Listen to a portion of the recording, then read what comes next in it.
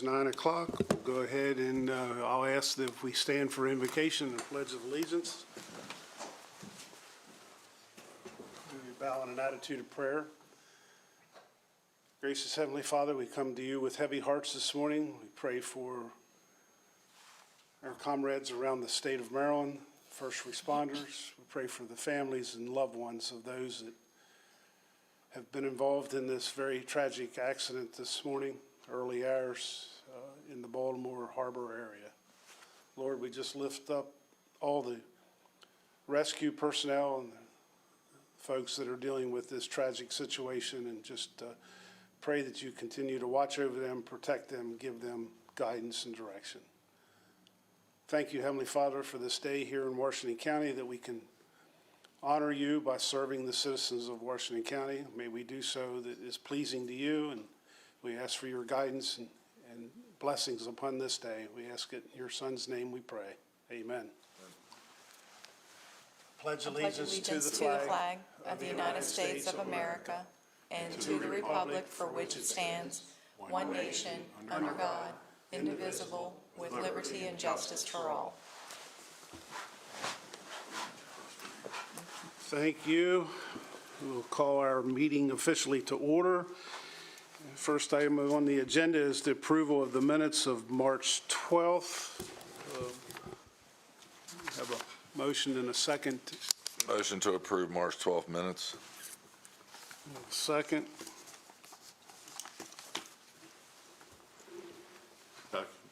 Motion and second to approve as submitted. All in favor by saying aye. Aye. Thank you very much.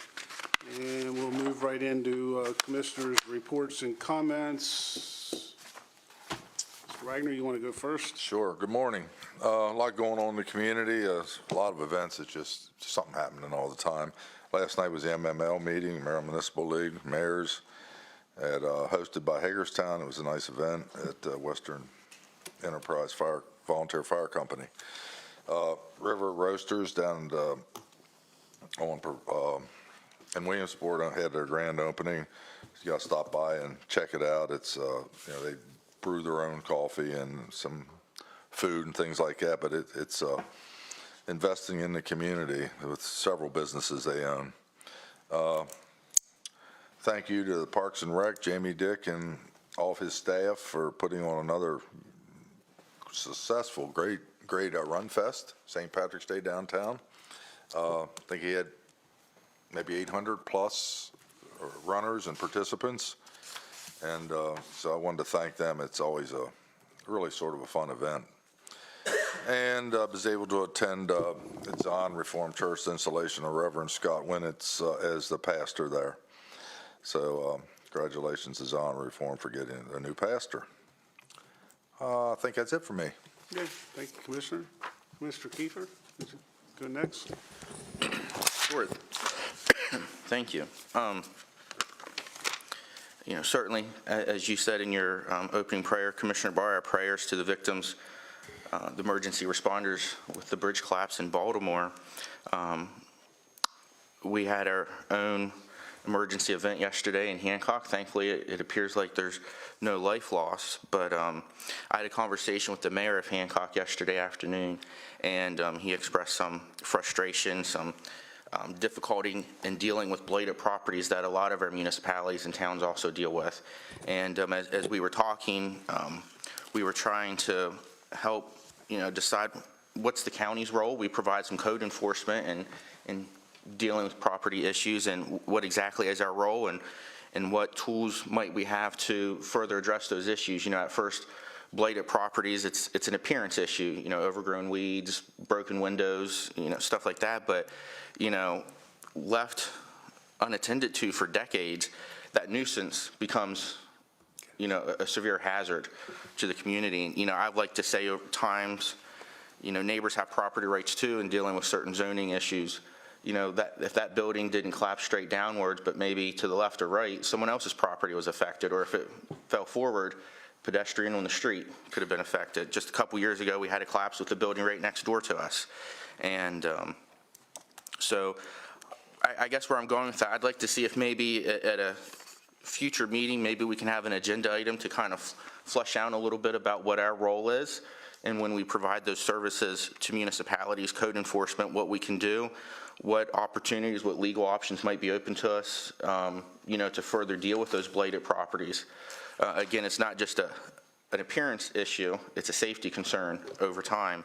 And if we're responsible for that, I'd like to know exactly what we could do to enforce better safety standards for blighted properties. So that's my concern for today. Thank you. And Zach and I will work on getting that information for you. And if we can bring in any of the municipalities to the table when we have that conversation, I'm sure they each have different properties and kind of unique, issues with those properties that another town might have. But if we provide the services to the municipalities, I'd like the towns to be part of that conversation. Thanks. Mr. Harvey? Yeah, I echo those comments, and, I went with Randy and Jeff to the River Bottom Roasters, and they roast coffee there as well as brewing it, and they have a very nice business model. It was very good to be there. Importantly, this week is, an important Holy Week for Christians, and we have Good Friday coming up and Easter on Sunday. So my thoughts are to all of those who believe in Jesus Christ and Him as our Savior. And, I hope everyone has a blessed and fruitful week in remembrance of how important this is for mankind. Thirdly, I went to the Fire Association meeting down in Dargan, and again, I want to echo the comments about the importance of public safety in our fire and rescue. Not only do we have the building collapse that Wayne talked about, and we see what's going on in Baltimore, but there have been some fires in Hagerstown, an apartment fire that was, had some stunning pictures, but folks left the Fire Association meeting the other night to go and respond to that in Hagerstown, and thankfully, our response teams, our professionalism, the training showed through, and job well done, and they continue to do great work for the county and the city and all the municipalities. A reminder to everybody that the Commission on Aging has a gala coming up April 20th, and it's at St. James, and it's a big fundraiser, their annual fundraiser, and we discussed that and a number of other issues at the Commission on Aging Advisory Council that I'm a part of. So let's see if we can support that. Later today, this morning, we're going to hear from our finance chief. She gives us a preview on the budget, and I'm looking forward to hearing that. We're trying to balance revenue with needs and obligations here in the budget. Allocation in our decisions remains extremely important with those limited resources and the monies that our taxpayers provide us, and we have to be very judicious in how we allocate those resources. A couple of the big issues, we continue to hear and wrestle with the need as expressed by the school board and the superintendent for almost a $10 million increase in the school budget. So, we need more discussion on that. The Commission on Aging has a significant boost that they requested. And then we have lots of other needs, the continued transition of EMS, pension shortfalls, roads. We have a lot on our plate, capital expenditures that we have to invest in. And we haven't had any discussions about enhancing revenue in any significant way to date. At some point, I hope we do get into some serious discussion about what those options may be. President Barr, you mentioned last week your support possibly for a raise of the, or removing the past decrement to the income tax rate and returning it to the 3.2% that it had been. There was some discussion about maybe some progressive characteristics being incorporated into something. I'm looking forward to further discussion on that, and because we have more work to do between now and when we complete this budget. Thank you. Okay, thank you. Mr. Klein? Good morning, everyone. A lot of things were going on, as Commissioner Wagner said. I did attend the MML meeting last night hosted by the town of Hagerstown at Western Enterprise. I also attended this weekend the Boonesboro EMS Awards Banquet. I had the honor of swearing in their officers. I appreciate that. It was well attended, and you get to see the families behind the faces that are there to protect us every day. Also attended the River Bottom Roasters event. Thursday, instead of going to the Fire Association meeting, I represented us at the Maryland Film Festival grand opening at their reception and got to meet several of the honorees. It was nice to see so many people from outside of Hagerstown and complimenting us on having the festival, and that continues to be a tradition. And thanks to Tom Reifert and Nicole Hauser for their efforts for that. Steve Kimmett, who owns the Captain Bender's Tavern in Sharpsburg, opened up another restaurant in Boonesboro called the Admiral. I attended the opening of that event. I want to thank him for his efforts in the community for providing jobs and opening up a second venue. I also want to thank Jamie Dick and his crew in the city of Hagerstown for the Run Fest and the 1 Mile Walk. Jamie told me this morning 835 people had registered, and that's one of the largest registrations he's had since the beginning of COVID. And then a week ago, I also attended the Halfway Fire Company. It was their awards banquet. It was their 75th anniversary. And you see generations after generations of families sitting there at that banquet to help serve our community. And on another note, this past month was Zach Greenlee's 5th anniversary of Trackside. If we know, Zach is another young entrepreneur at age 19, took on a restaurant at age 19, and now he has 2. Went up there and had lunch with some of the staff, and he was very appreciative of seeing us there. That concludes my report. Okay, thank you, Commissioner Klein. Yes, for me, it's been a very busy 2 weeks. Back to, I guess it was the 13th, I attended the Washington County Board of Education's Essential Service Personnel Award banquet, and the finalists awardee was Norma Kelly. Norma is representing transportation at our school bus drivers, whose route currently serves Rockland Woods Elementary and Eastern Elementary, South Hagerstown High School, and Ruth Ann Monroe Primary School. She has been making a difference for Washington County Public School students for 11 years. So again, congratulations to Norma Kelly, and it was a very nice event, and thanks to all of those that participated and worked very diligently for our school system in a service personnel format. So a couple other things. I've been appointed by Governor Wes Moore to serve on a Maryland Corps Service and Volunteerism Committee. We had a meet and greet at the U.S. Naval Academy on Wednesday the 13th. The governor attended, and we had a very good meeting. The very next day, back in Annapolis, on the 14th, we had our first full official board meeting, meeting other folks that have been appointed to that committee from across the state, and giving our marching orders and electing officers and an agenda item moving forward for a number of our meetings later this year. Also in attendance to that meeting, Lieutenant Governor Rhonda Miller was also in attendance, and it was a very fruitful and worthwhile meeting that day. A couple other things that we have is I received yesterday maybe some of my fellow commissioners have received this also, I'm not sure. It was sent to me directly. The Boonesboro American Legion Auxiliary, I think the former mayor of Boonesboro is, or the current mayor, I guess, is heading up a Memorial Day parade on Sunday, May 26th. I've got all the, if you want to ride in the parade, participate in the parade, whatever, all the information here to reach out to Carol Long, Mayor Howard Long's wife, that's in charge of the parade. I assume along with this, the day before, I don't know if anyone's received anything from the Sharpsburg parade. Normally we get, I guess, an invite, or They've sent us, I haven't seen anything. I'll so make sure I'll get. If you get have to it, you. yes, okay.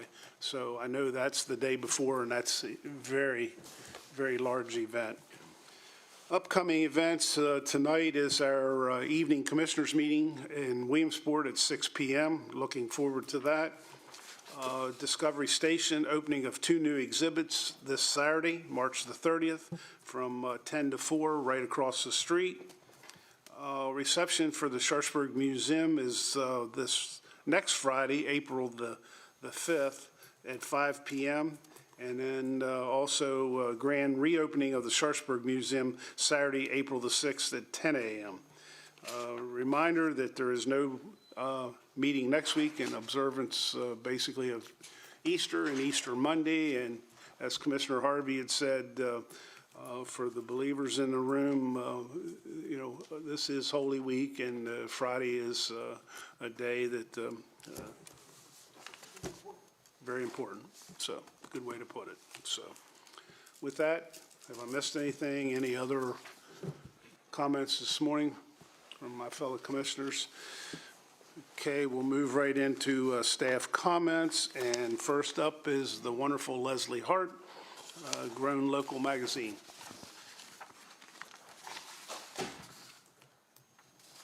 Good morning. Good Happy morning. Tuesday.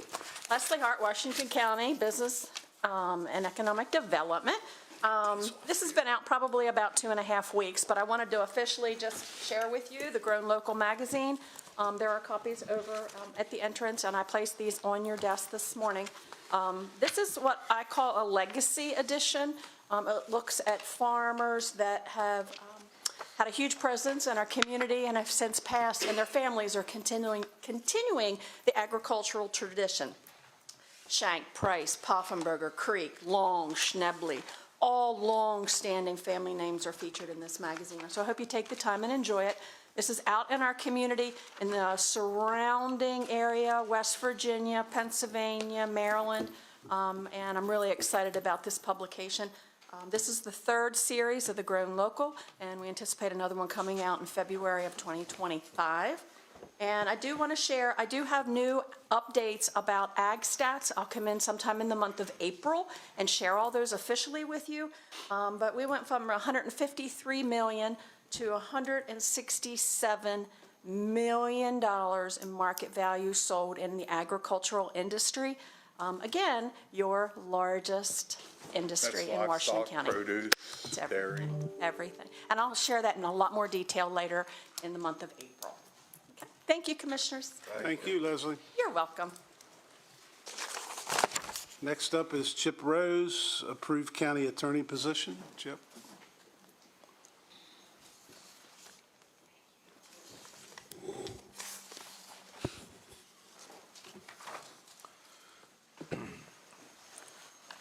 Good morning, Commissioners. I don't have very many items for you since we didn't meet last week, but I do have one very important item to start with.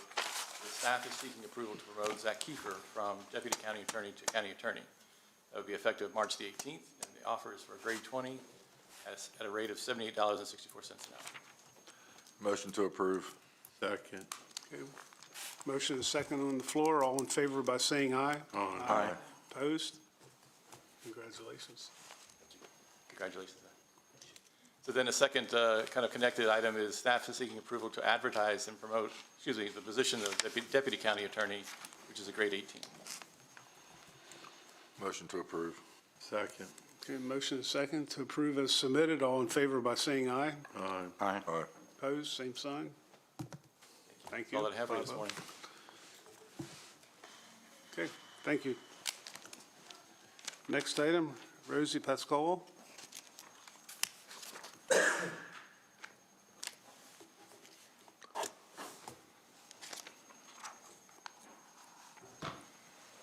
Good morning, everyone. I'm here today to seek approval for a curative ordinance. This regards an ordinance and decision with conclusions of law and findings of fact that has already been approved, filed, and signed. There was a small but important typo in the original ordinance. Everything else is correct. There wasn't the the typo referring to zoning ordinance section 18.5 instead of the appropriate section 5E. So I have a ordinance to cure that typo that we are seeking approval for you today to have signed and filed.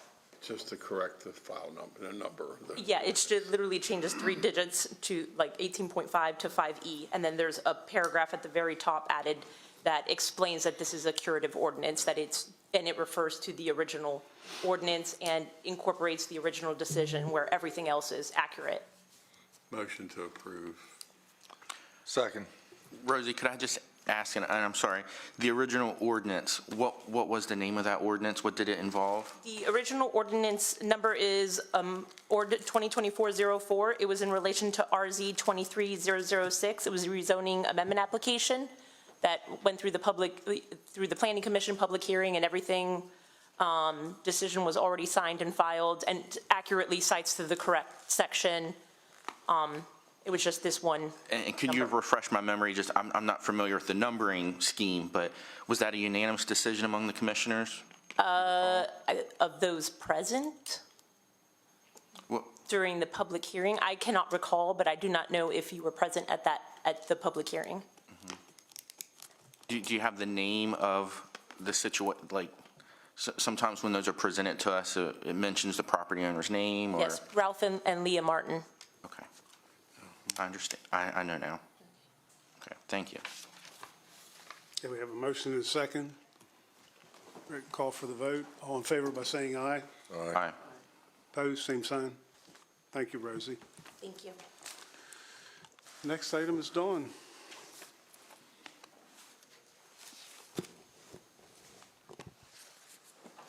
Good morning, Commissioners. On behalf of the Adult Public Guardianship Review Board, I am requesting a motion to approve the appointments of Jeremy Socks and Teresa Peak to serve a first full 3-year term from April 1st of 2024 through March 31st of 2027.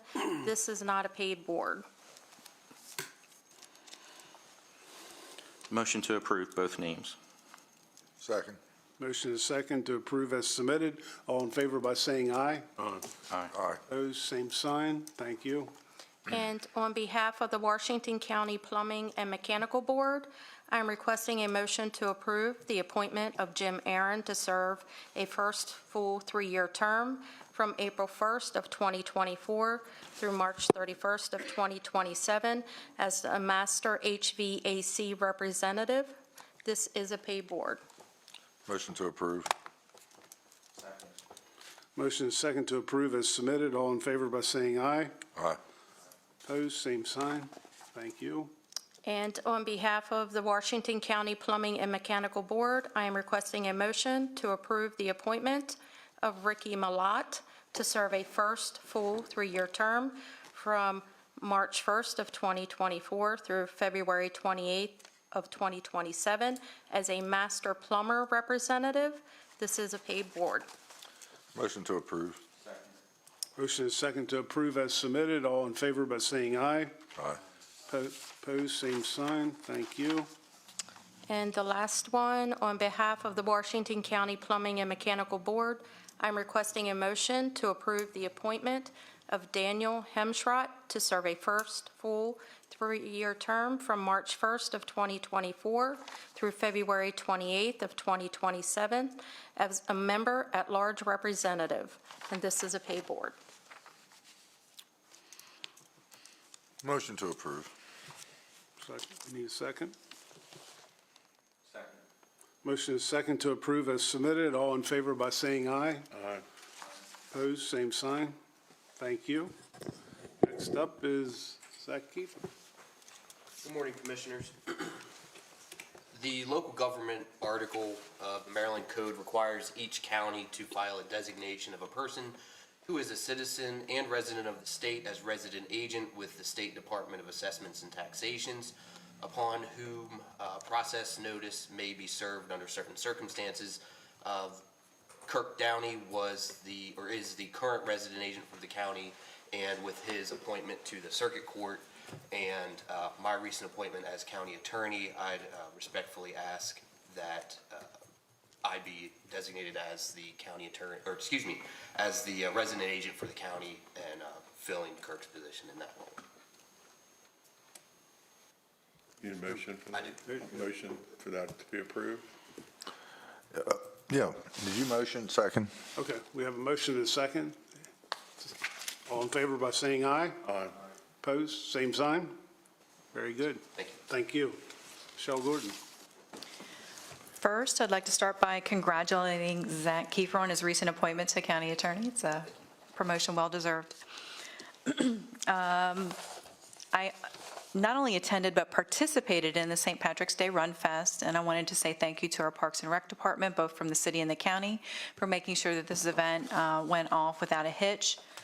The county did provide mutual aid to Hardee County, West Virginia, to assist with several large wildland fires, and I'd like to thank our volunteer fire crews and our Division of Emergency Services staff for their efforts to assist Hardee County. I'd also like to thank Montgomery County, Maryland, our inspections department and our DES staff, along with our volunteers, for their assistance yesterday with the special response efforts in Hancock. I did attend the Maryland Municipal League meeting last night with all of our county municipalities. I presented information on the work being done by the county on the 250th anniversary of the signing of the Declaration of Independence, and that's coming in 2026. The next meeting is April the 9th, and we will hold an evening meeting with the town of Smithsburg on April the 23rd. And that's everything that I have. Okay, thank you. Have we missed anyone or anything? Hearing no comment, we'll move right into citizens' participation. I think this morning I need to read the statement for the rules and for the citizen participation part of our meeting.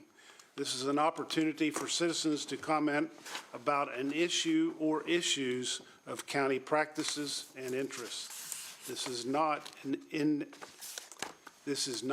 interactive dialogue or question and answer session. It is solely time to hear citizens' comments.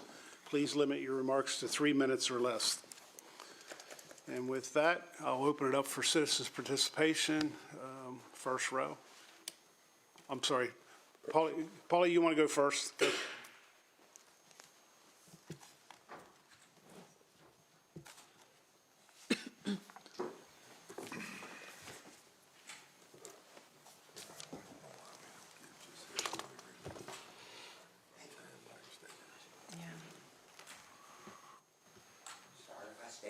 Sure.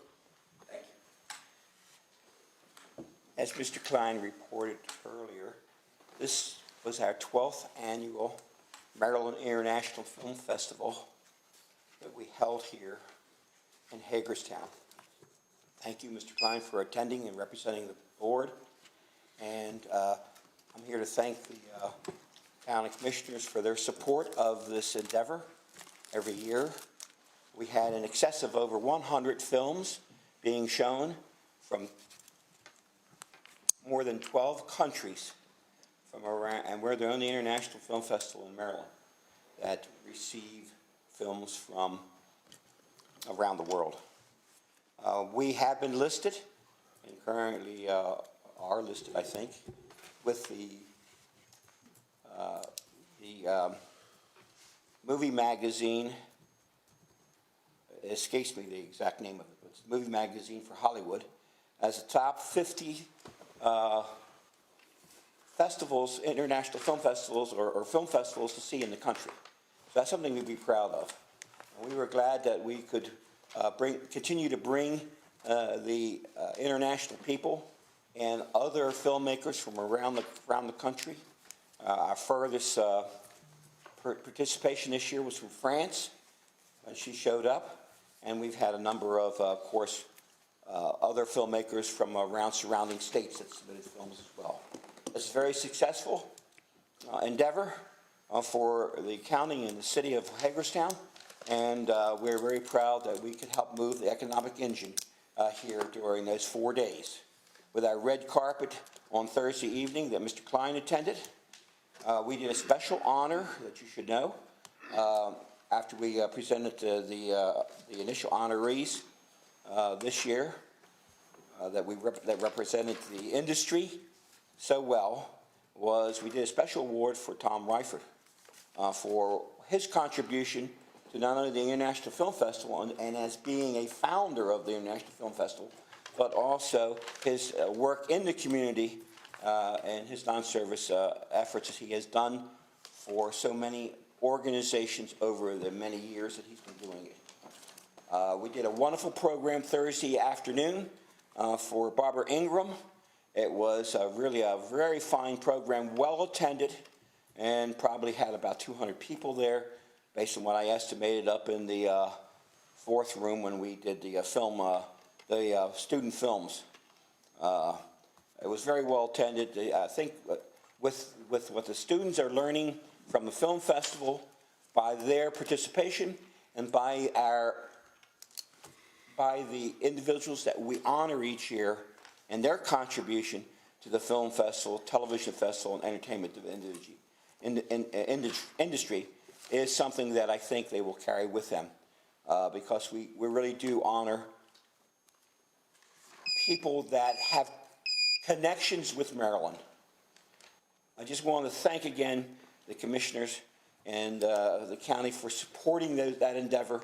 It's very well done, and we continue to look for the next 12 years ahead of us, and bringing more and better films in, and hopefully our goal as the board is to grow that with the participation.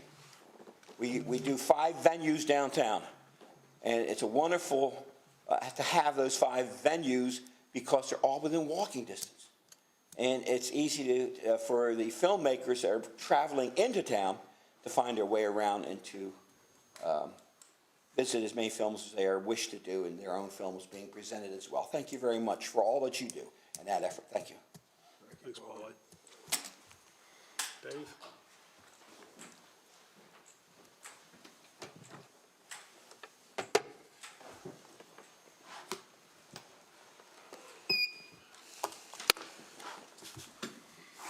Dave Williams, 11 West Water Street, Smithsburg.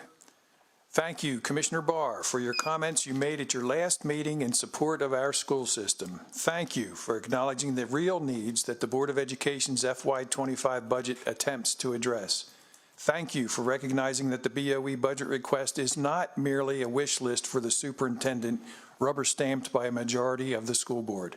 Thank you for stating that a 1% increase of the school budget in the face of inflation and genuine needs is counterintuitive.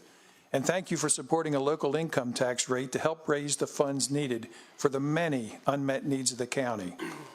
Commissioner Harvey also spoke at your last meeting and made several inflammatory, inaccurate, and/or misleading statements about the BOE budget request, the superintendent, and the members of the elected Board of Education.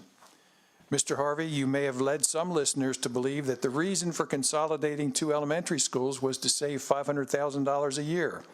In fact, both schools are old, one rated at the bottom of the elementary facilities assessment scale, the other near the bottom.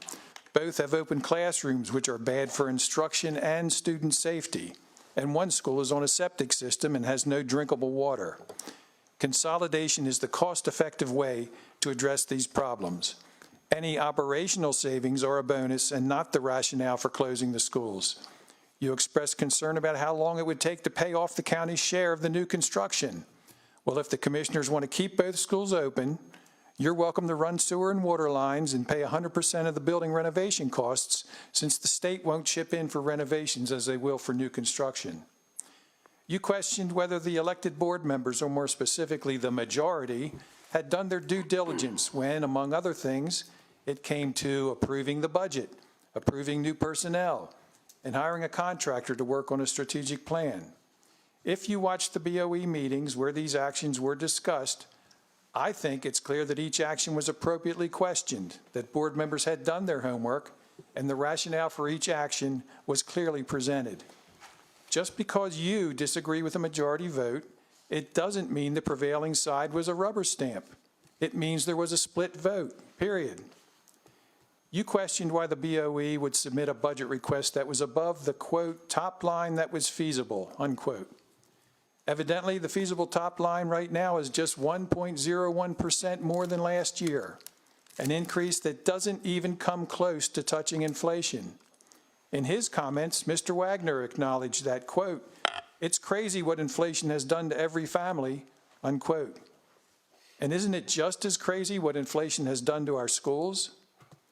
If the BOE did not submit a budget that reflects the impact of inflation and the legitimate needs of the school system, its employees, and the students it serves, it would be an abdication of their responsibility as elected officials. I do thank you for your comments this morning calling for discussions about revenue enhancements and possible budget adjustments. And again, thank you, Commissioner Barr. Okay. Mr. Lowe?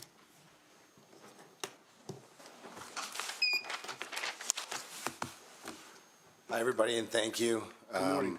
My name is Jeffrey Lowe. It's my son Jordan Lowe, Ben Donovan, Mike Fuentes. We own First Breach. We are one of only very few ammunition manufacturers in the United States of America, right here locally in Hagerstown.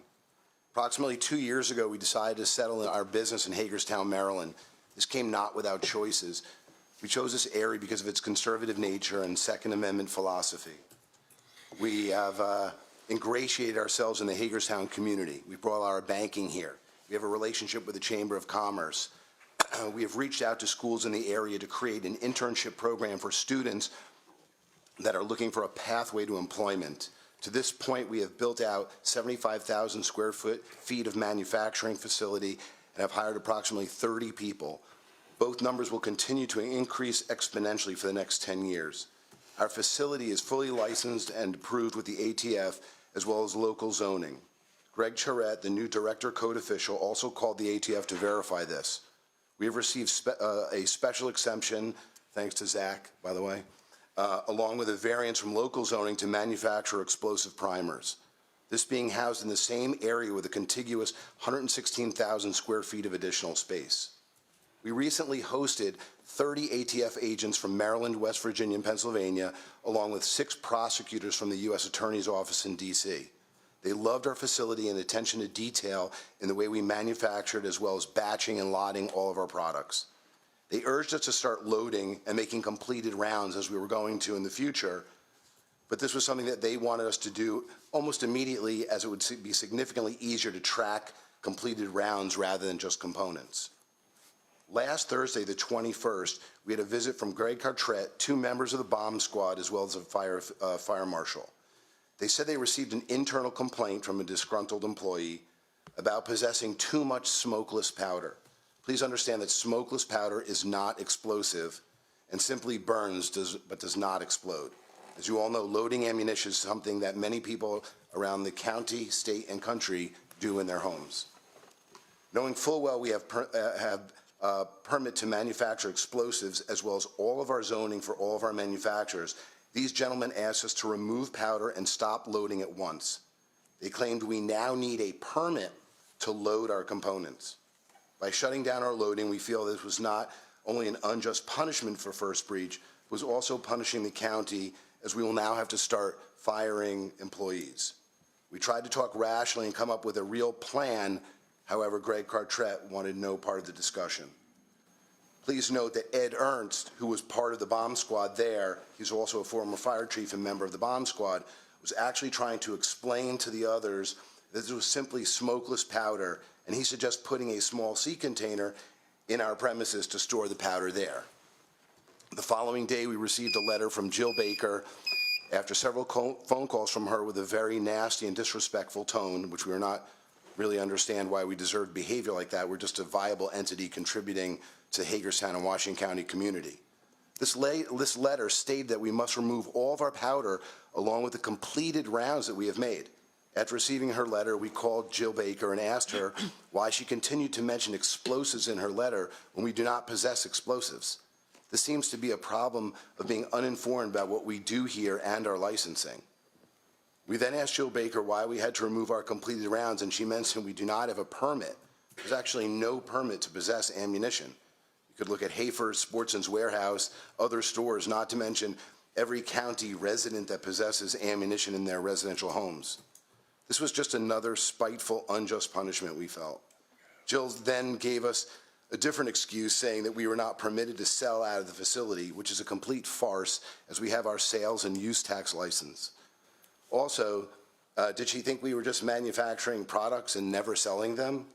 That being said, we do not have anybody come to our facility directly, and this is not a retail store or outlet by any means. We're here this morning to try to come to a resolution and inform the board instead of moving our completed rounds out of this area and state and eventually our entire manufacturing facility. Thank you. You don't have anything to say?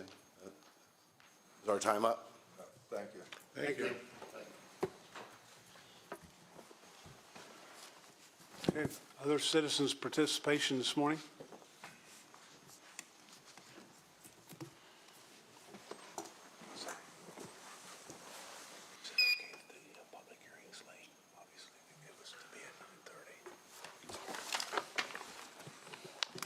Good morning.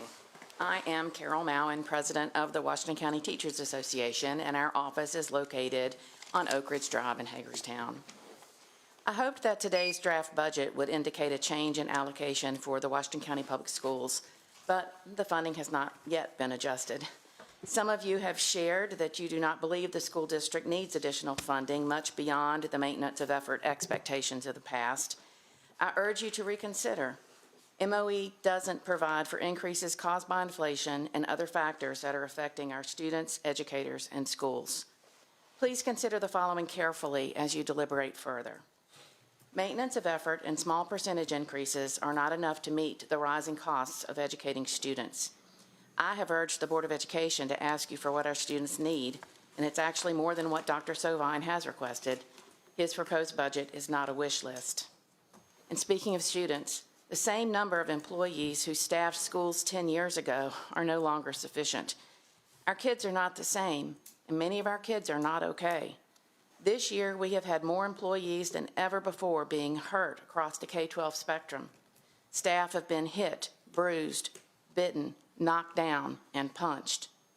Most times, it's an accident insofar as the punch or shove was meant for another student.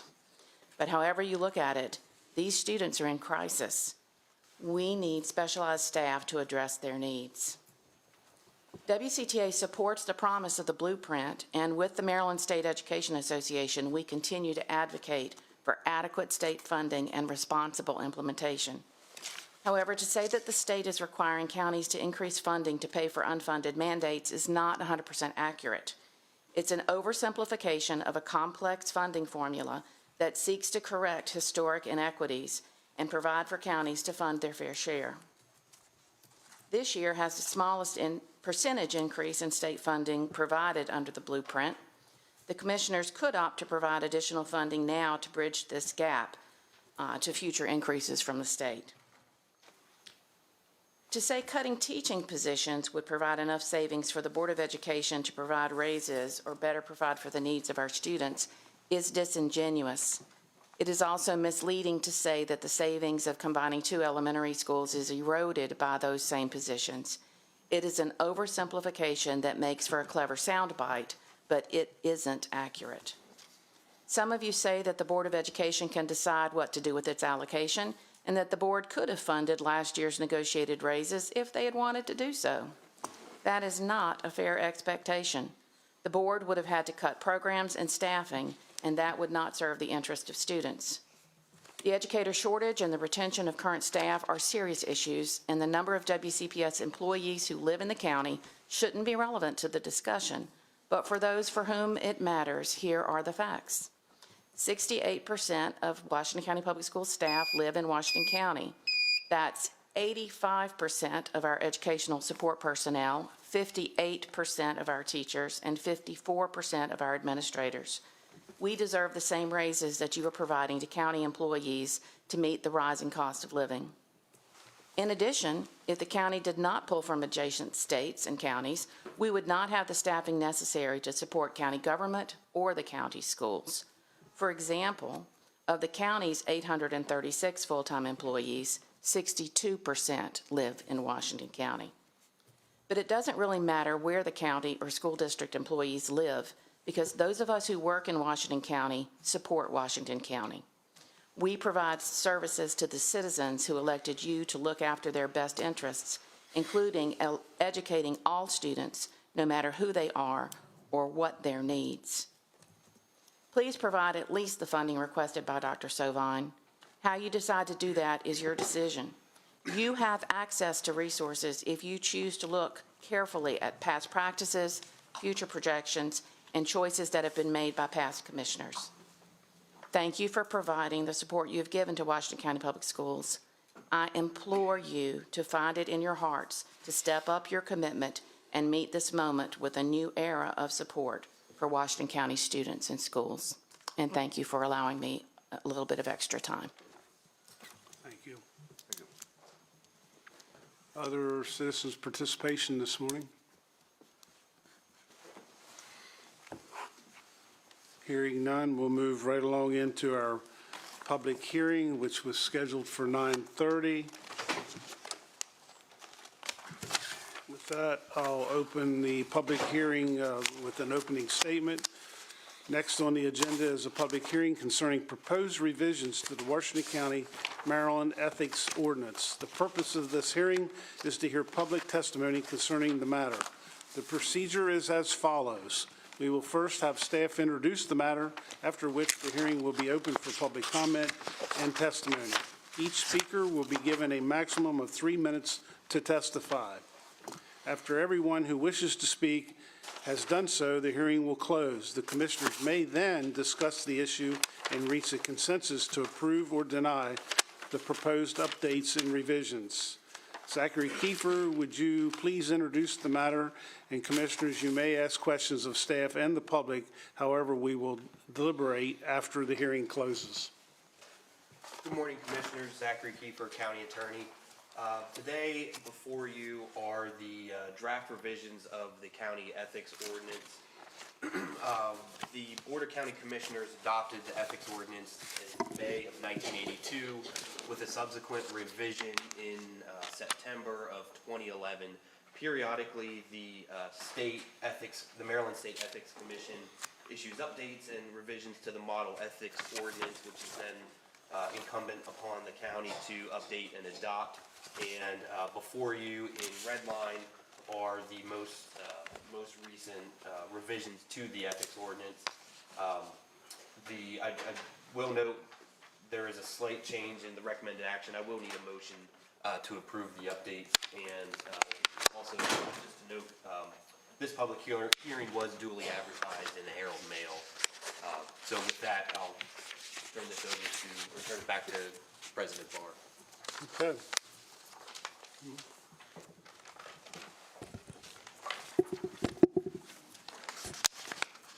Sorry.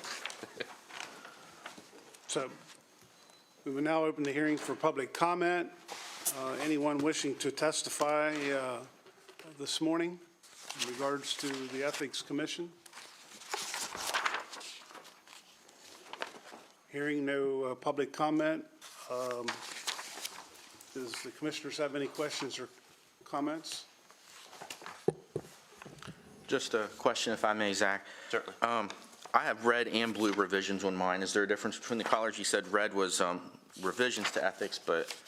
Yeah, I'm sorry. I said red lines colloquially as, those are the track changes, I guess I should have said. No, those were just a factor of both myself and our paralegal, Kim Jacobson, working on the changes. For all intents and purposes, they are the red lines. It's just for formatting and technical errors, they were both. You had a third person in there, it would be green. Exactly. And are all of these changes, these are required changes by the state of Maryland, none are staff input, so we have to vote on these, correct? Correct. Okay. Is there anything in there, Zach, that you see earth shaking that we should know about? I think Commissioner Kiefer just summed up. We almost have to follow it anyway, but I'd like to know. The substantively on page 6, subsection G, there's a bit of an expansion of the use of prestige of office, but I think that's sort of more clarifying than really, like you said, Randy, earth-shattering. They did expand, going through this here. A lot more on lobbyists and Yeah. lobbyist restrictions and post-employment restrictions when you've been on the commission, that type of thing. Much Exactly, more of Commissioner that. Harvey, yeah, they did expand the lobbying provisions and the reporting requirements that the lobbyists are required to make. From a commissioner standpoint, I don't know that's necessarily earth-shattering, but that was certainly noteworthy. Should I close? For any further discussion, I'd like to close the public hearing and have discussion. Yeah. So before we get into any further deep conversation, I'd like to call the public hearing is now concluded and open it back up to the commissioners for. So that means I got to ask that question again, or? No, I'll let it go. No, I don't have anything. We're supposed to take action today since basically we're complying with state ethics rules. Yeah, like I say, is there any reason why to postpone the vote? I wouldn't say, I'd, again, respectfully ask for the motion and. I'll make the motion to approve it as presented with the correction. Second. Okay. Any further discussion, comment? Hearing none, we'll call for the vote. All in favor by saying aye. Aye. Aye. Same sign. 5-0. Very good. Commissioners. Thank you. Next item is another public hearing. It is for modification of 911 fee. The purpose of this hearing is to hear public testimony concerning the matter. The procedure is as follows. We will first have the staff introduce the matter, basically just as the previous public hearing. Each speaker will be given 3 minutes. After everyone who wishes to speak has done so, the hearing will close. Commissioners may then discuss the issue and move to adopt the proposed schedule for FY 2025 as presented, or modify at any point following the closure of the public hearing. Zach Kiefer and Kelsey Mace, would you please introduce the matter? Commissioners, you may ask questions of staff and the public. However, we will deliberate after the hearing closes. Thank you. Good morning, Commissioners. Kelsey Mace, Chief Financial Officer. Zach Kiefer, County Attorney. And this morning, we are conducting a public hearing to permit any member of the public to appear and testify concerning the proposed modification of the 911 fee. Per Maryland Code Public Safety Article subsection 1-311C1, a county may impose a 911 fee of up to 75 cents to be added to all current bills rendered for Switch Local Exchange Access Service, or CMRS, or other 911 accessible service in the county.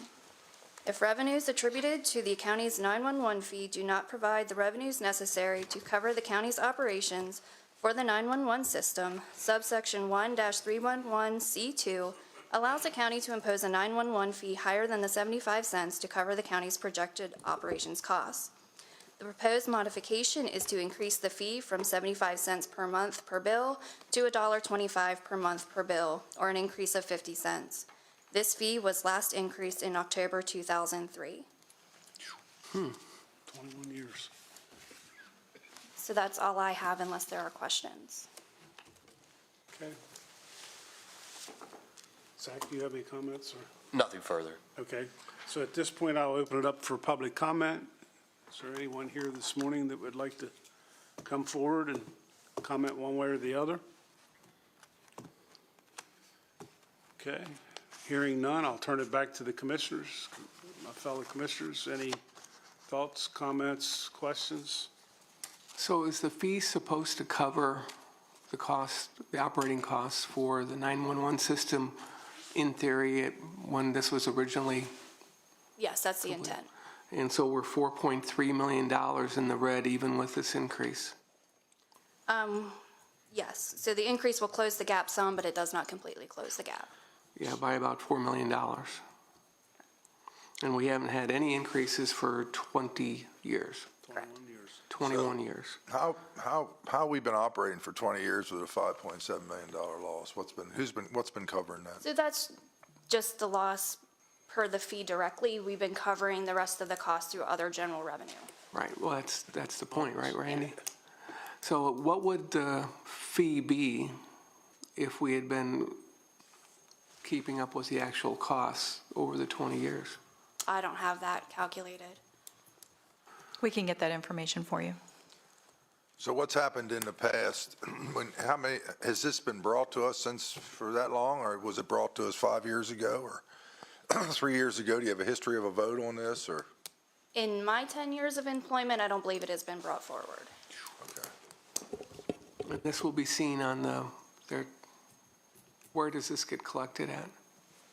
From the, At the carrier level. at the Yeah, carrier? it's given to the state and then the state remits back to us. Because there's also a state fee that's wrapped in with that fee. To our telephone bills. And should this be approved to go in effect July 1? Correct, it would.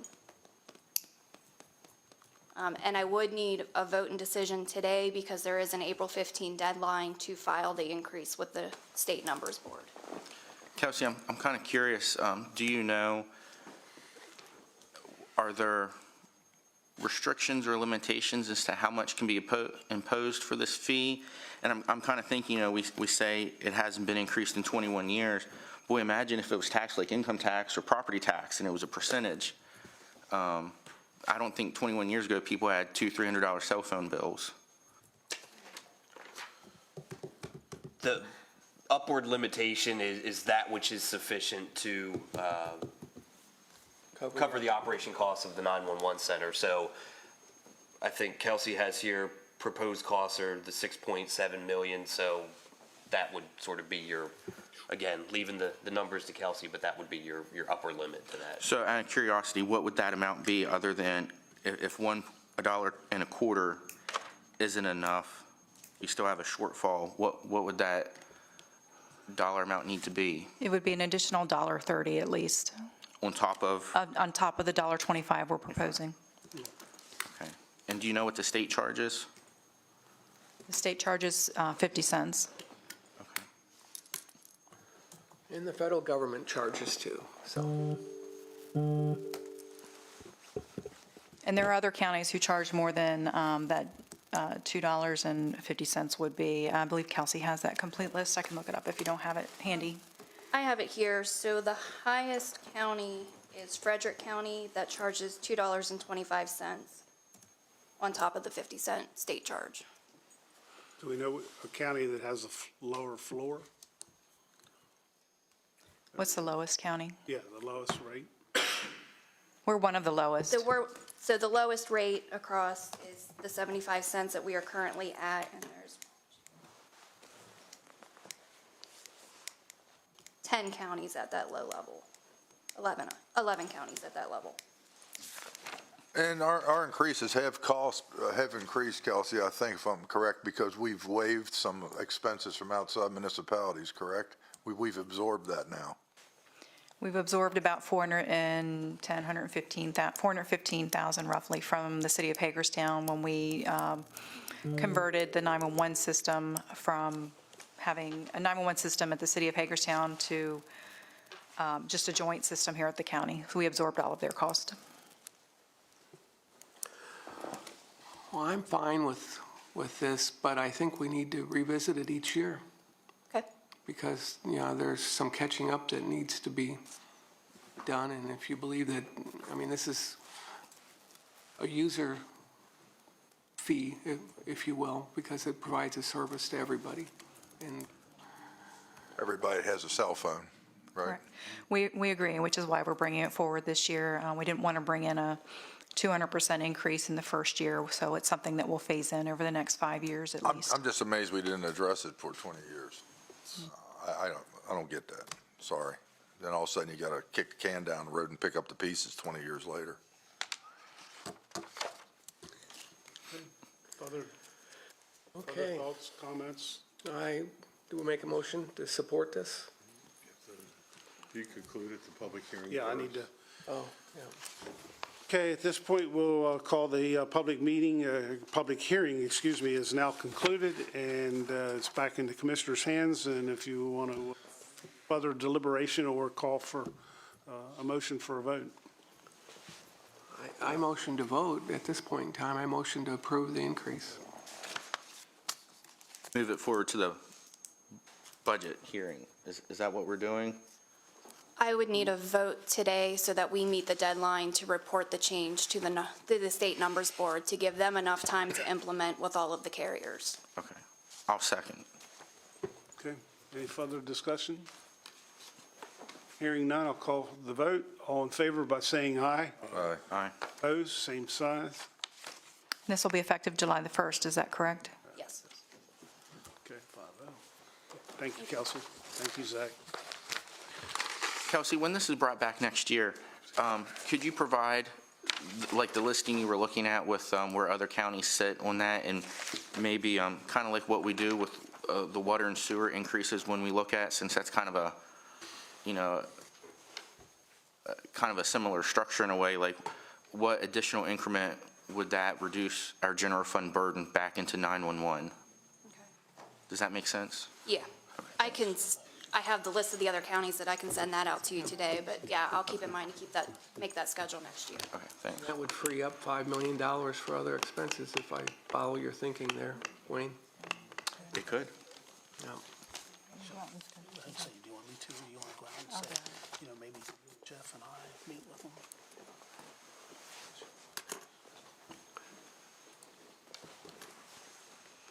If we'd increased it, we might have took some money.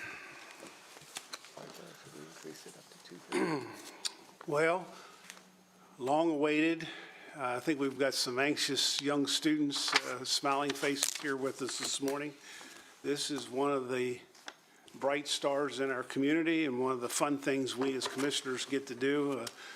All the other things that drive us crazy, this makes us very happy and joyous. And Richard, I'll turn it over to you, and then we'll take it from there. All right, well,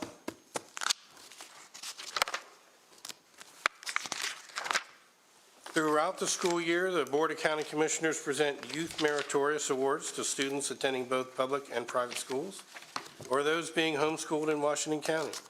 The following individuals have been selected based on their scholastic achievement, leadership qualities, community service performed, and other positive contributions to their school and community. These exceptional youths have consistently worked and distinguished themselves as model students and members of our county. It is my pleasure to present the following youths for recognition today.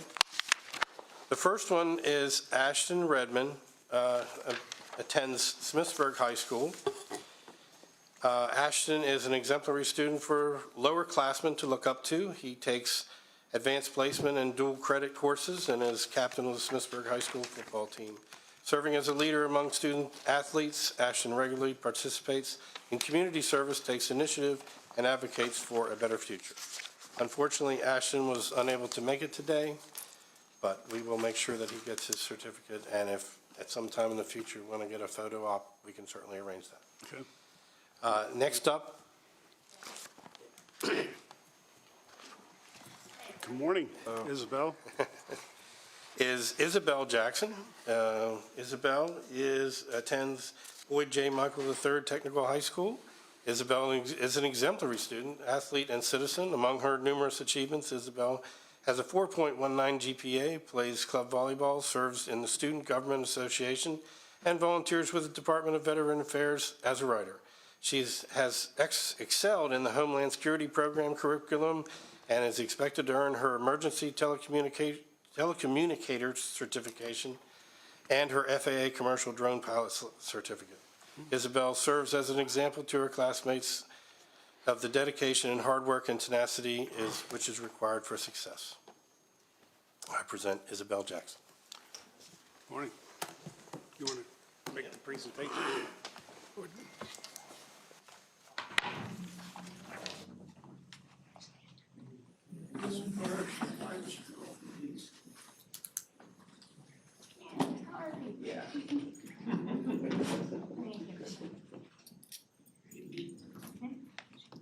Certificate of recognition is presented to Isabel Jackson. We, the Board of County Commissioners of Washington County, do hereby recognize you for the outstanding achievement of being selected as a recipient of the March 24 Youth Meritorious Award, Boyd J. Michael III Technical High School. Your academic accomplishments, humanitarian efforts, and extracurricular activities are to be commended by both parents and students in Washington County. You have proven to be a superior role model. We congratulate you on your achievements and wish you the best in all your future endeavors. Awarded this 26th day of March 2024, signed by the county commissioners. Congratulations. Congratulations.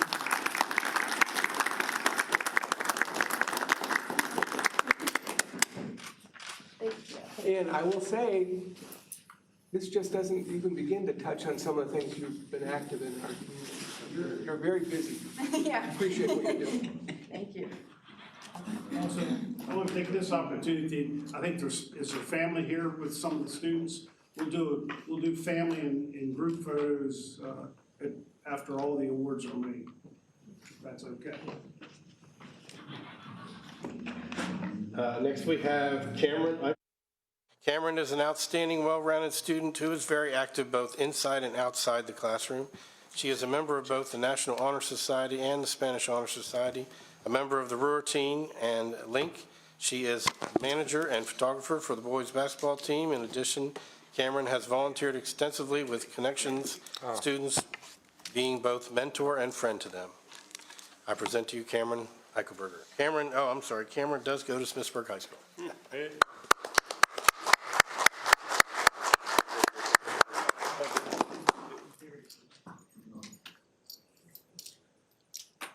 I wonder how y'all got so smart, that's what I want to know. Maybe you ought to read this thing, Cameron. All right, Cameron, we're gonna get going here. Okay. Smithsburg, right? Yeah. We, the Board of County Commissioners of Washington County, do hereby recognize you for your outstanding achievement of being selected as recipient of March 2024 Youth Meritus Award. Smithsburg High School, your academic accomplishments, humanitarian, right? Okay, humanitarian efforts and extracurricular activities are to be commended by both parents and students in Washington County. You have proven to be a superior role model. We congratulate you on your achievement and wish you the best in all your future endeavors. Award this 26th day of March 2024 by the Washington County Board of County Commissioners. Thank you. Congratulations. There's also a gift certificate back there for you. Okay, I think we might have missed the last one. We'll get it, so. Mr. Wagner, can we trade Cameron in for you? Trade you in for Well, she could read this better, but anyway. She wants to center. There you go. Great. 1, 2, 3. There you go. Hey, thank you, Cameron. Congratulations. Thank you.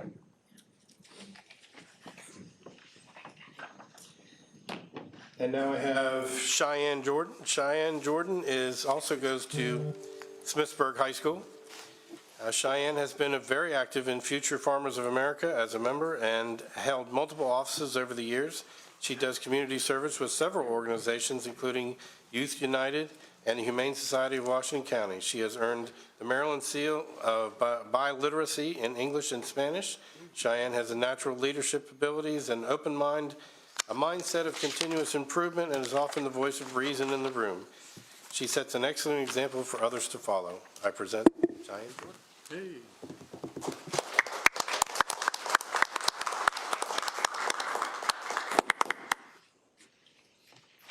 Cheyenne, congratulations.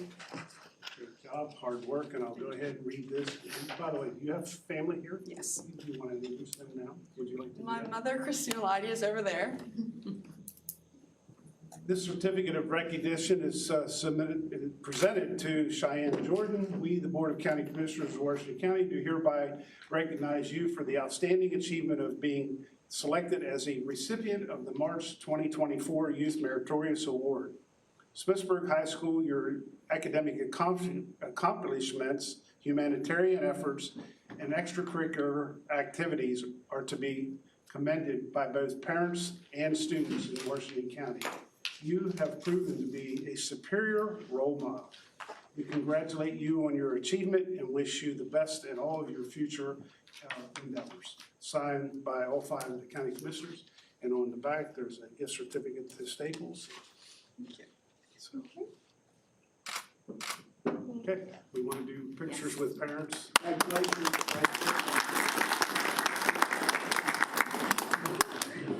Yeah, we're going to do, let's do a group first, and you can do family.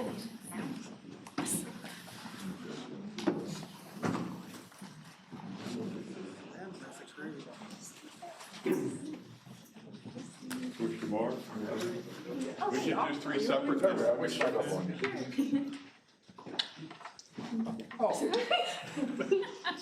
Okay, look here. Okay. Commissioners, go ahead.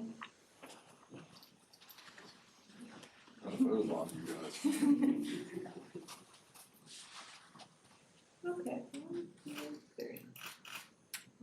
Great. We'll do one with, and parents? You want now? family? It's all Yes. family, individuals.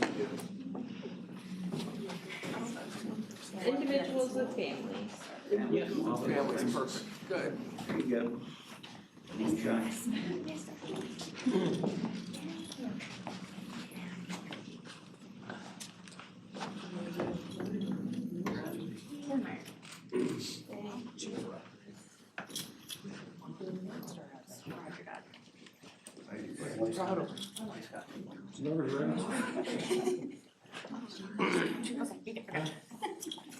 Sorry.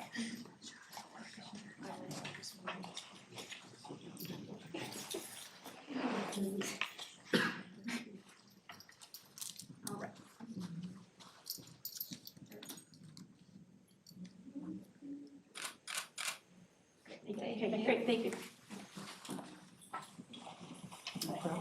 Thank you. I think so.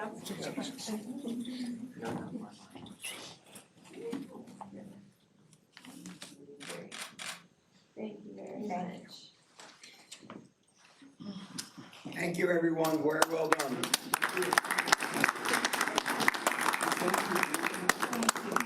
It's not easy. Thank you.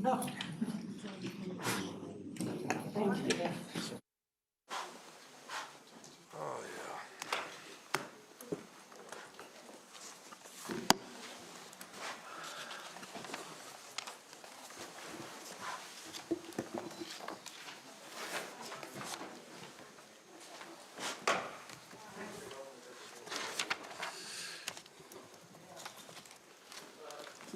Comes the A-team. Yeah, no, it's incredible. Well, where's my? What did I do?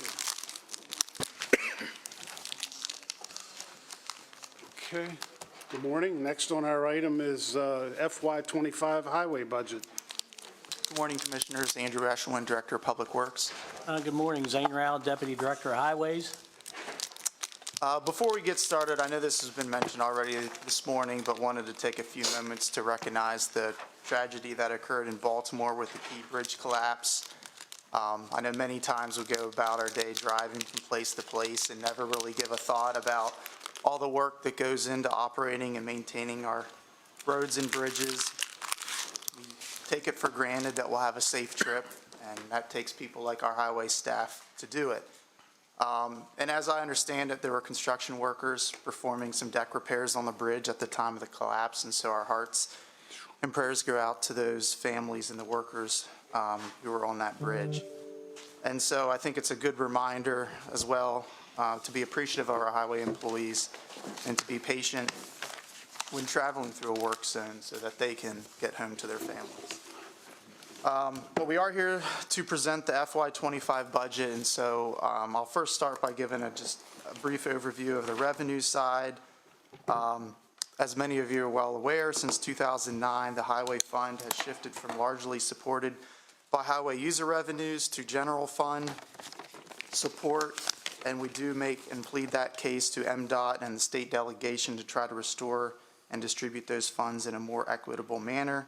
It appears, at least for FY25, that the small promised HUR increase that was included in the most recent bill in Annapolis will be retained, but we do have great uncertainty about what that will look like in the future. On the expense side, the expenses are divided into 6 different cost categories. There's general operations, road maintenance, snow removal, storm damage, traffic control, and fleet management. I'll say in general, the Highway Department is not proposing any major increases to its controllable budget items, but the majority of the increase is related to the wage and benefit increases that are being driven by the overall proposed wage scale, and that is geared more towards the lower grade positions, which would help increase pay to many of our highway maintenance workers. I'll turn it over to Zane to just cover a brief overview of the different cost categories and any highlights that you want to mention. First, I want to thank staff from Highways, IT, and Budget and Finance for their help with budget prep. We tried to remain flat, if you will, on what we could control. I think we tried to do a pretty good job with that in the past. So I want to continue doing that in the future. I believe it's fairly straightforward.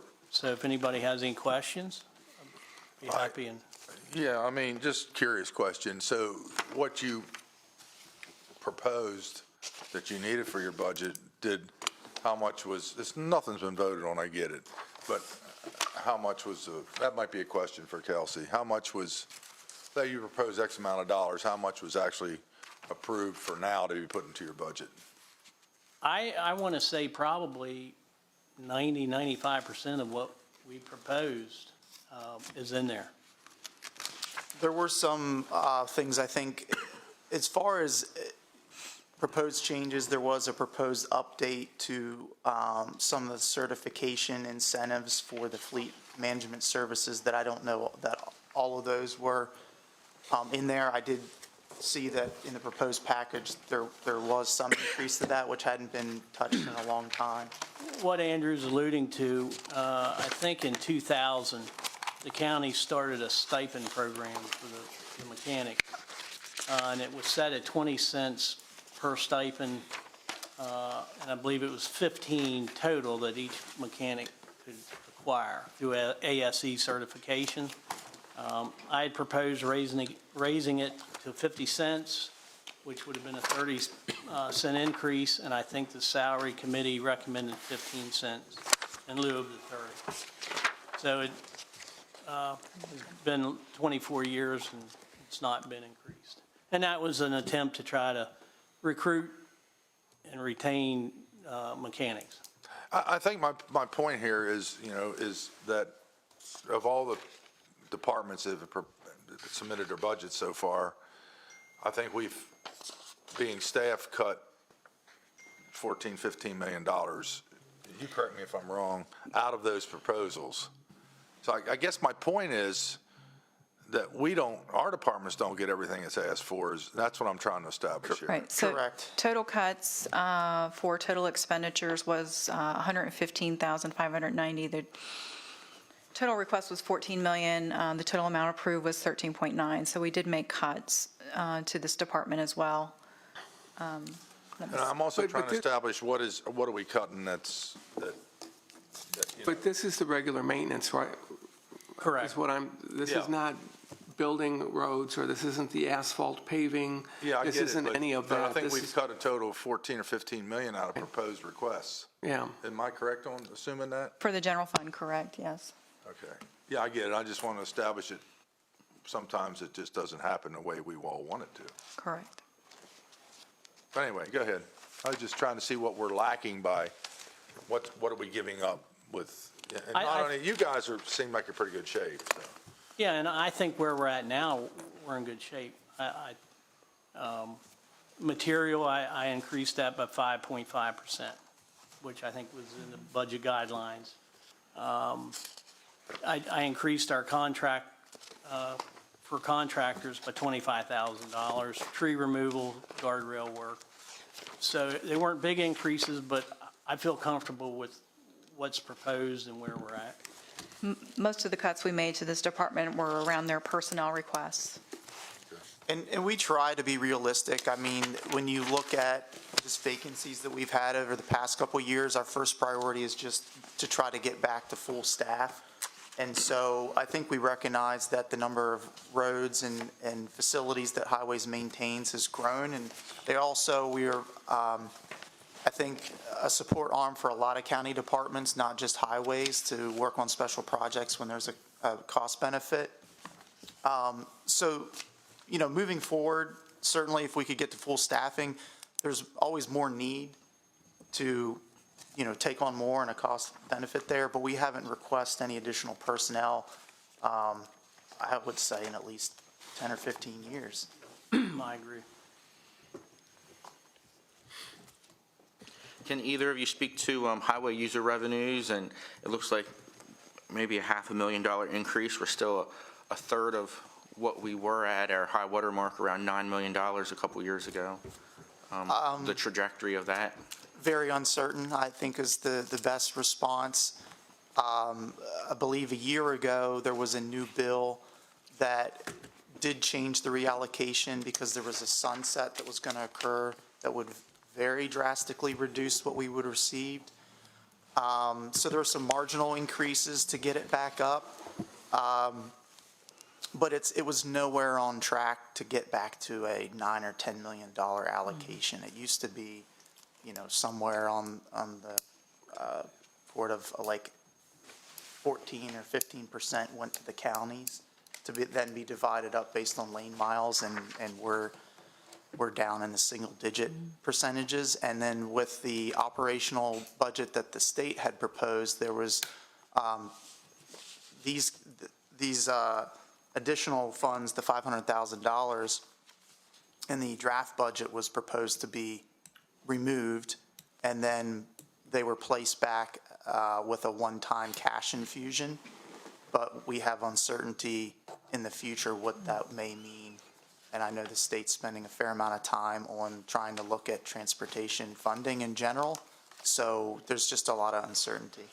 And I'll just add a little bit of history for that as well. The cumulative effect of reductions in highway user revenues from the state is around $80 million that we've lost in revenue that the general fund has had to make up.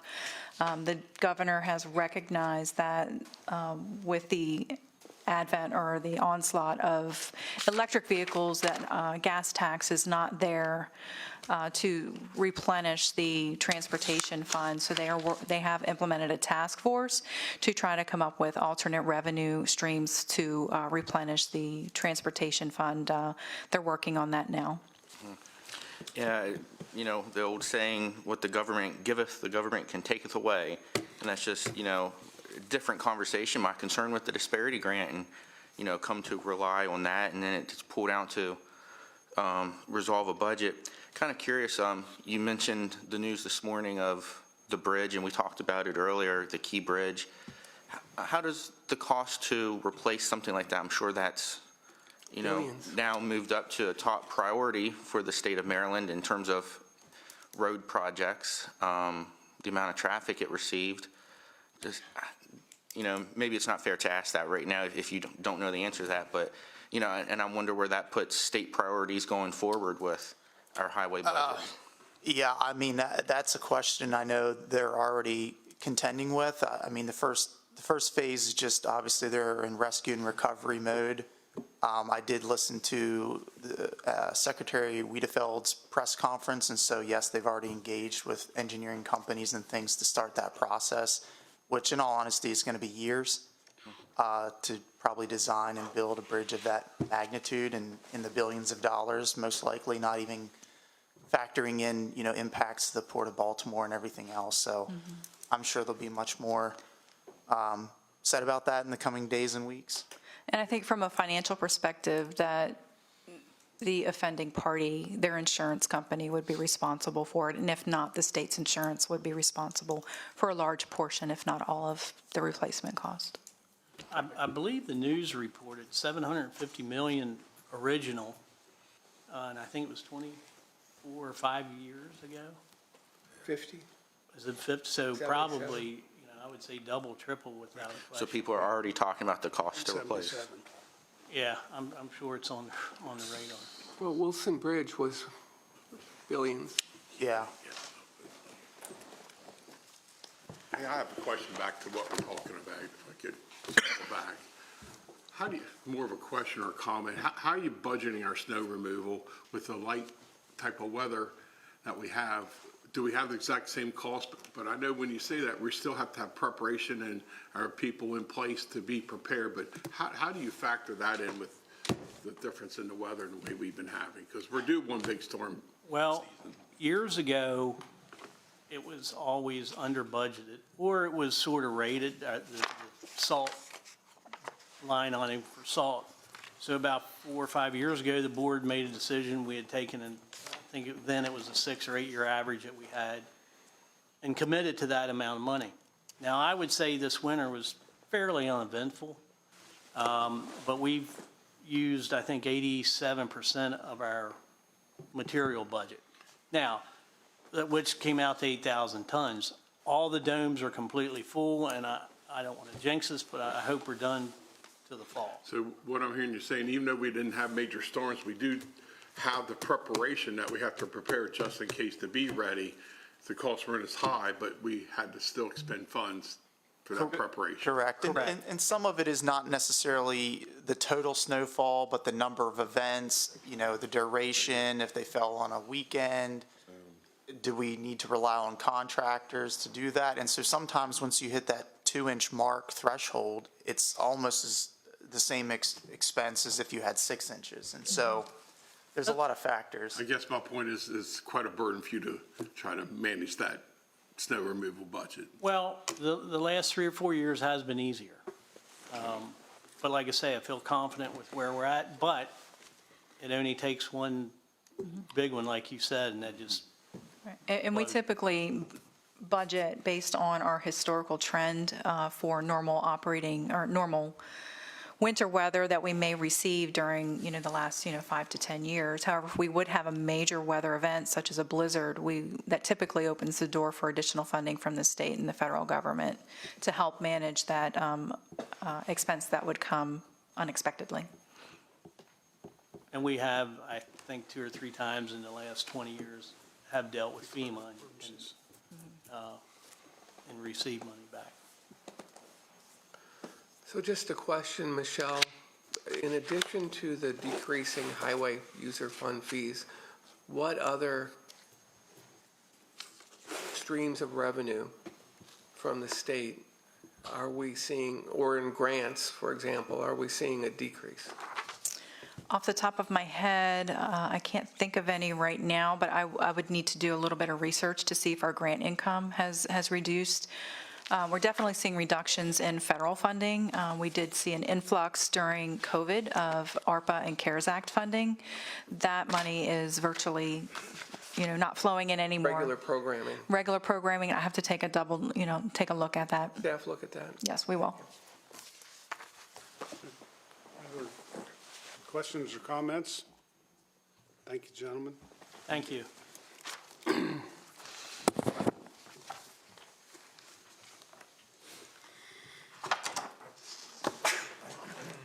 Next item is FY 2025 general fund budget.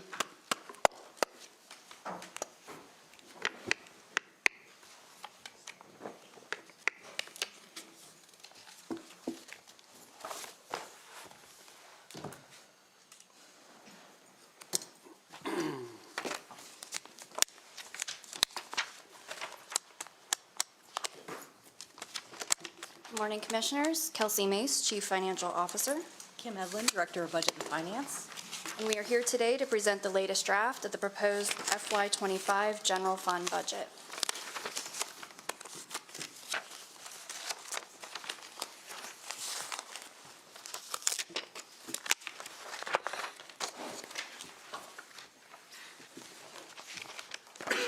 So the 25 proposed budget is balanced at $300,648,730. As you can see, education is the largest category at $125.9 million, or 42%, followed by public safety at $82.5 million, or 27%. 2 adjustments were made to revenue in the latest draft. First, revenue related to the sale of cannabis was reduced for the Community Reinvestment and Repair Fund portion that cannot be used for general expenses. The second was a minor immaterial balancing adjustment to income tax. Total adjustments were a reduction of $260,000.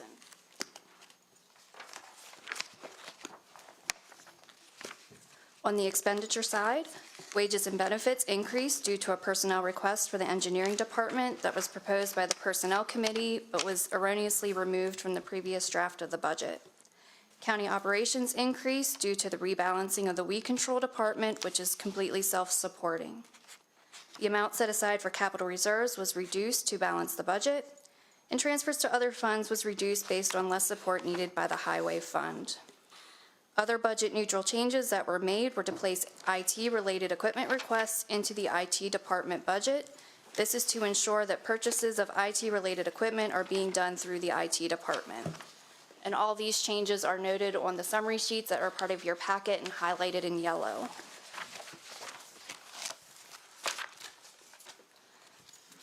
So again, I just would like to remind the public of a few upcoming dates. On May 7th, we will be having the public hearing on other rate changes. On May 21st, we will be having the public budget hearing out at Kepler Theater at HCC. And on June 11th is the scheduled adoption of the FY25 budget. So at this time, I would like to open it up to any questions or comments.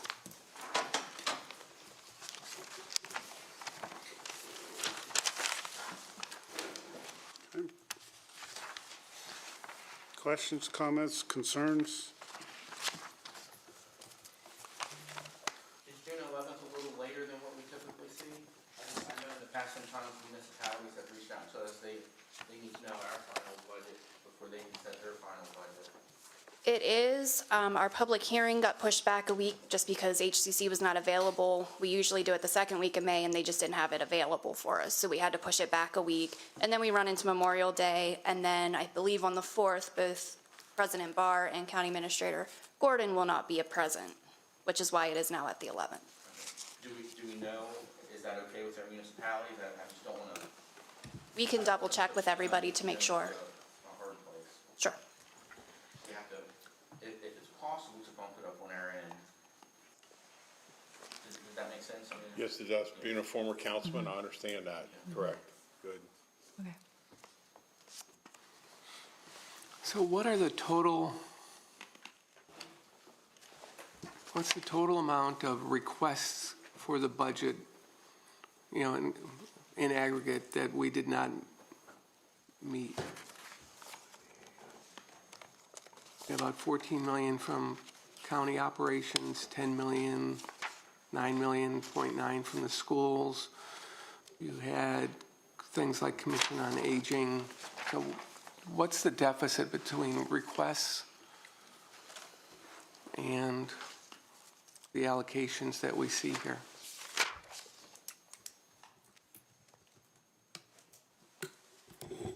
So in the current proposed draft, from requested is a reduction of 14.6 million. Total, across the board? Yeah, that's the total, That's in the general fund. in the general fund. In the general fund. That includes, well, that's separate from the school fund, or what? That would include, That would What include was- the schools. Okay, but we had cuts of about 14 million internally in the county from the requested levels, originally requested levels. The originally requested levels for the general fund were 311 million. We cut 14.6 million to 296.4 million. Across all funds, do you have that information with you today, or do we need to get that? I don't have it across all funds, no. That's what I was getting at earlier, Derek, so you're Just general fund. exactly what those figures are. We'll get you the number for across all funds. Okay. But the major ones that we're not funding are the schools, and then what else? Ourselves, right? Yeah, ourselves. County. Yeah, okay. Yeah. I mean, it's a fact of tightening belts, even with us, you know, and everybody else involved. I mean, people just sometimes in our county divisions didn't get what they wanted, and that's why, another reason I'm trying to see who's, you're doing fine. Just- We cut I'll stay out of it. 3.4 million from public safety. Yeah, so we have then only so much revenue, because you have that. And as we saw earlier today, there's been opportunities maybe for revenue. If we had that $4.7 million operating deficit from the 911, that would be $4.7 million more dollars if we'd stayed on top of that one. You know, or if we could just correct it in once or over 3 years, you could potentially gather another $4 or $5 million. The other thing that we need to keep in mind is that we are funding our capital improvement program at the bare minimum. Our capital improvement program also includes about $14 or $15 million in bond issuance. And if we don't issue those bonds, we would need to cut that $12 to $14 million out of our capital improvement program. When you underfund it and defer expenses for an amount of time that we have, things catch up to you, and we're at a critical point in our capital improvement program needs. I understand that, and I vote, generally, I'm against borrowing for the types of things, rather pay as we go. But that's $14 or $15 million we normally borrow. And then we have underfunded pension. Correct. That is we're about, what, 65%? Yeah, it's in the mid-60s right now. Yeah. Yeah, So- 64, 65. And then the other capital improvements that are major things that we're looking at, the courthouse. Right. Debt service on courthouse replacement would probably be $8 to $10 million annually. So we would we would need to come up with a revenue source for that because we cannot absorb that in our budget. And then we're expanding EMS. EMS is expanding. We included $1 million in the budget to expand that. But it's about $1 million a year over the next number of years to gradually expend that, unless we accelerate a little bit. So, and so then the question is, enhancement of revenue. We're back to looking at that. My expectation from looking at the numbers is that, and looking at the state's economic numbers, their forecasts and stuff, we're not going to be having as much of a surplus as we had last year. In the state's falling numbers, might be delayed here, might be different here a little bit from the state, but it's something we have to understand.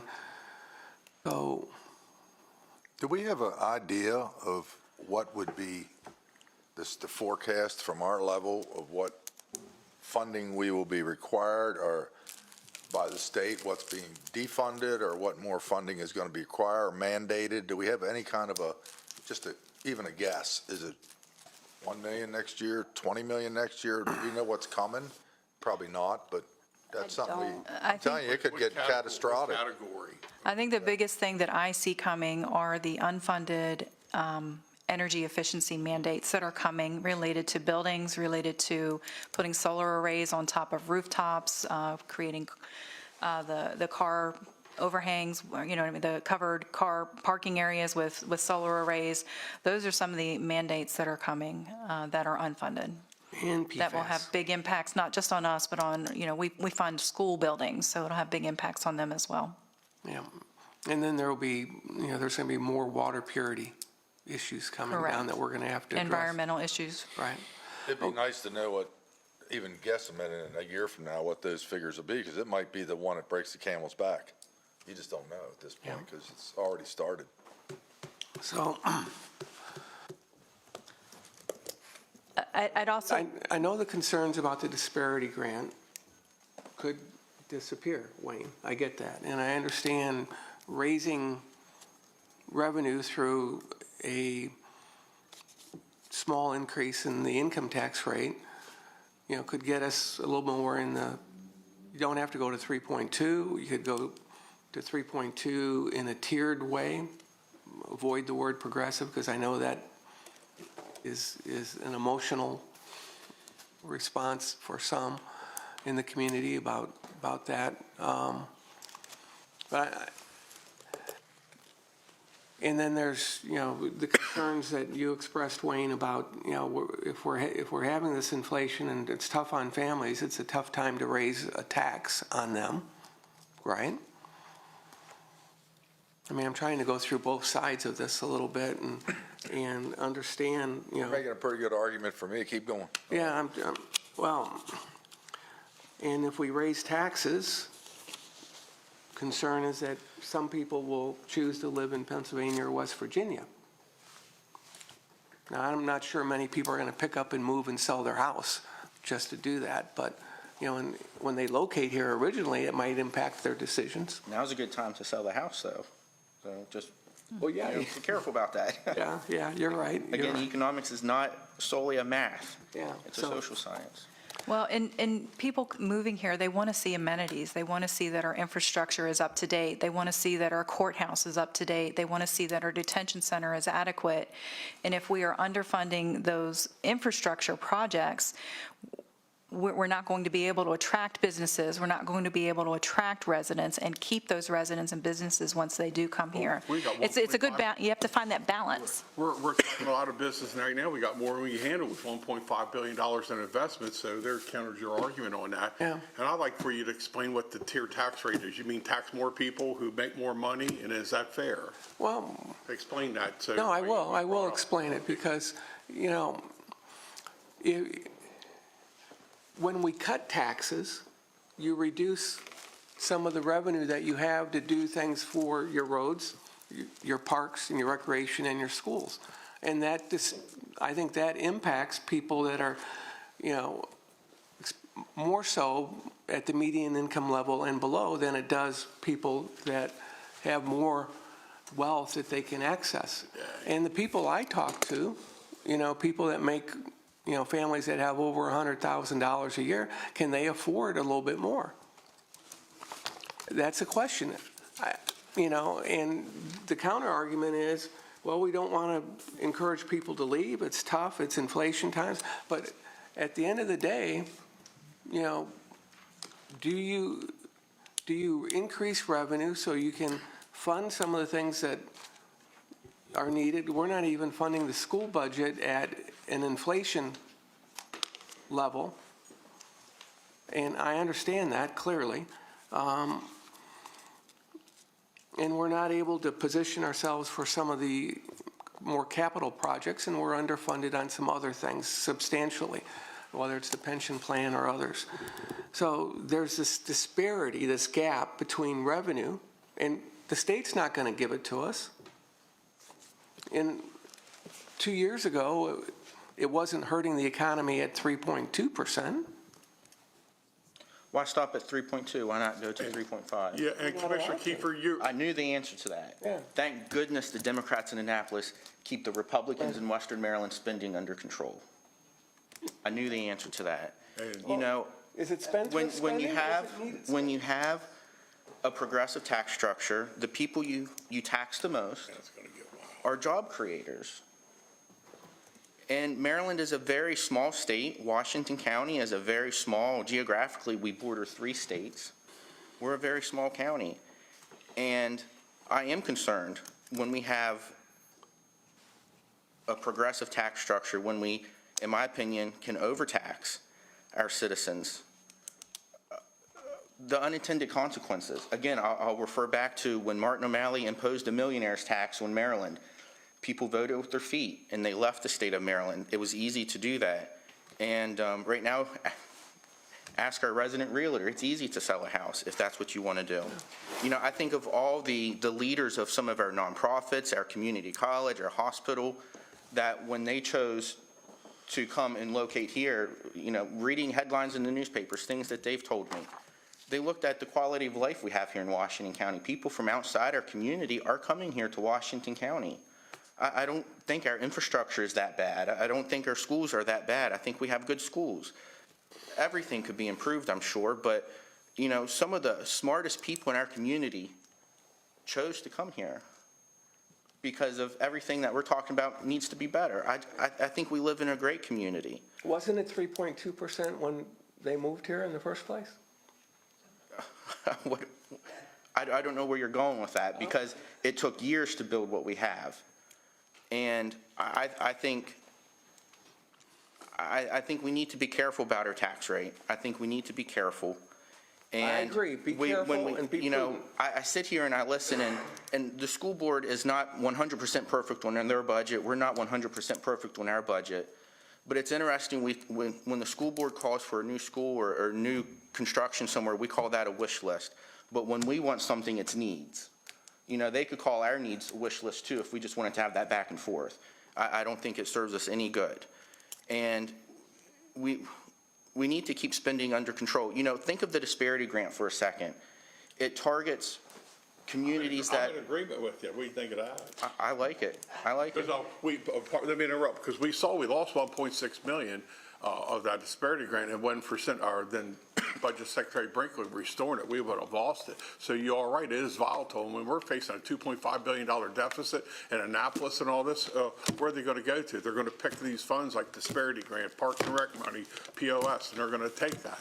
Yeah. So and think of the disparity grant. Put the state down, I agree with you. We should go have lunch or something, Jeff. I like it. Think of the disparity grant, if I can, real quick. Yeah. The disparity grant targets, I don't know if this is the right terminology, I don't want to be offensive, but poorer communities when you look at counties in Maryland compared to the state as a whole. And the disparity grant says, oh, well, raise taxes in the poor, that's your economic way to make your community better, raise taxes on a poorer community. My economic schooling, that doesn't make sense. But we're not raising taxes on a poor community, because even if you don't have it tiered, their taxes below the median level of income hardly goes up at all. That's right, you just want to tax the business owners. No, I'm just saying, Job creators. I'm just saying, even if you don't have it tiered, the reality is, it doesn't hit at the lower levels. But not having services hits at the lower levels. Not having enough money for some of the programs does disproportionately harm people at the lower levels. Not having park and recreation programs that we could have disproportionately hits people that don't have the means, the discretionary income to do other entertaining things. I think we have great parks in Washington County. I spent the last end of summer taking my daughter to different parks all over the county. We have some beautiful county, state, national, municipal parks. Yes, we do, but some of the programs aren't there. But this is a discussion I want to have in the open, okay? And I'd like to hear from John Barr on this. Well, I've made it very clear. I didn't agree when they cut it several years ago. And, it's hard for me to continually to go to Annapolis and ask for assistance and funding when we aren't fully helping ourselves. And that's just the bottom line. I don't believe personally that whether the tax rate is 2.95 or 3.2, and by the way, that's the maximum, so I don't know where the 3.5 discussion comes from, but the 3.5, I was being. Was theoretical. Yeah. Right. I understand. A little tongue-in-cheek there. Right. Yeah. But nevertheless, I think anyone making under the medium household statewide probably doesn't, the tax rate, whether it's 2.95 or 3.2, really doesn't affect them, because I think at the end of the year, when they file their taxes, it's immaterial. And we sit here and we look at inflation, we look at the needs of the school, and I fully understand their challenges. I feel for them. We talk about a new courthouse. We talk about a new detention center that's busting at the seams. Frankly, I feel like we need to help ourselves and raise the rate. I've said it over and over and over, and, we need to go back to the 3.2 where it was. And when we go to Annapolis and stand up and say we have a need, there's no looking down your nose over your glasses that we don't take care of ourselves.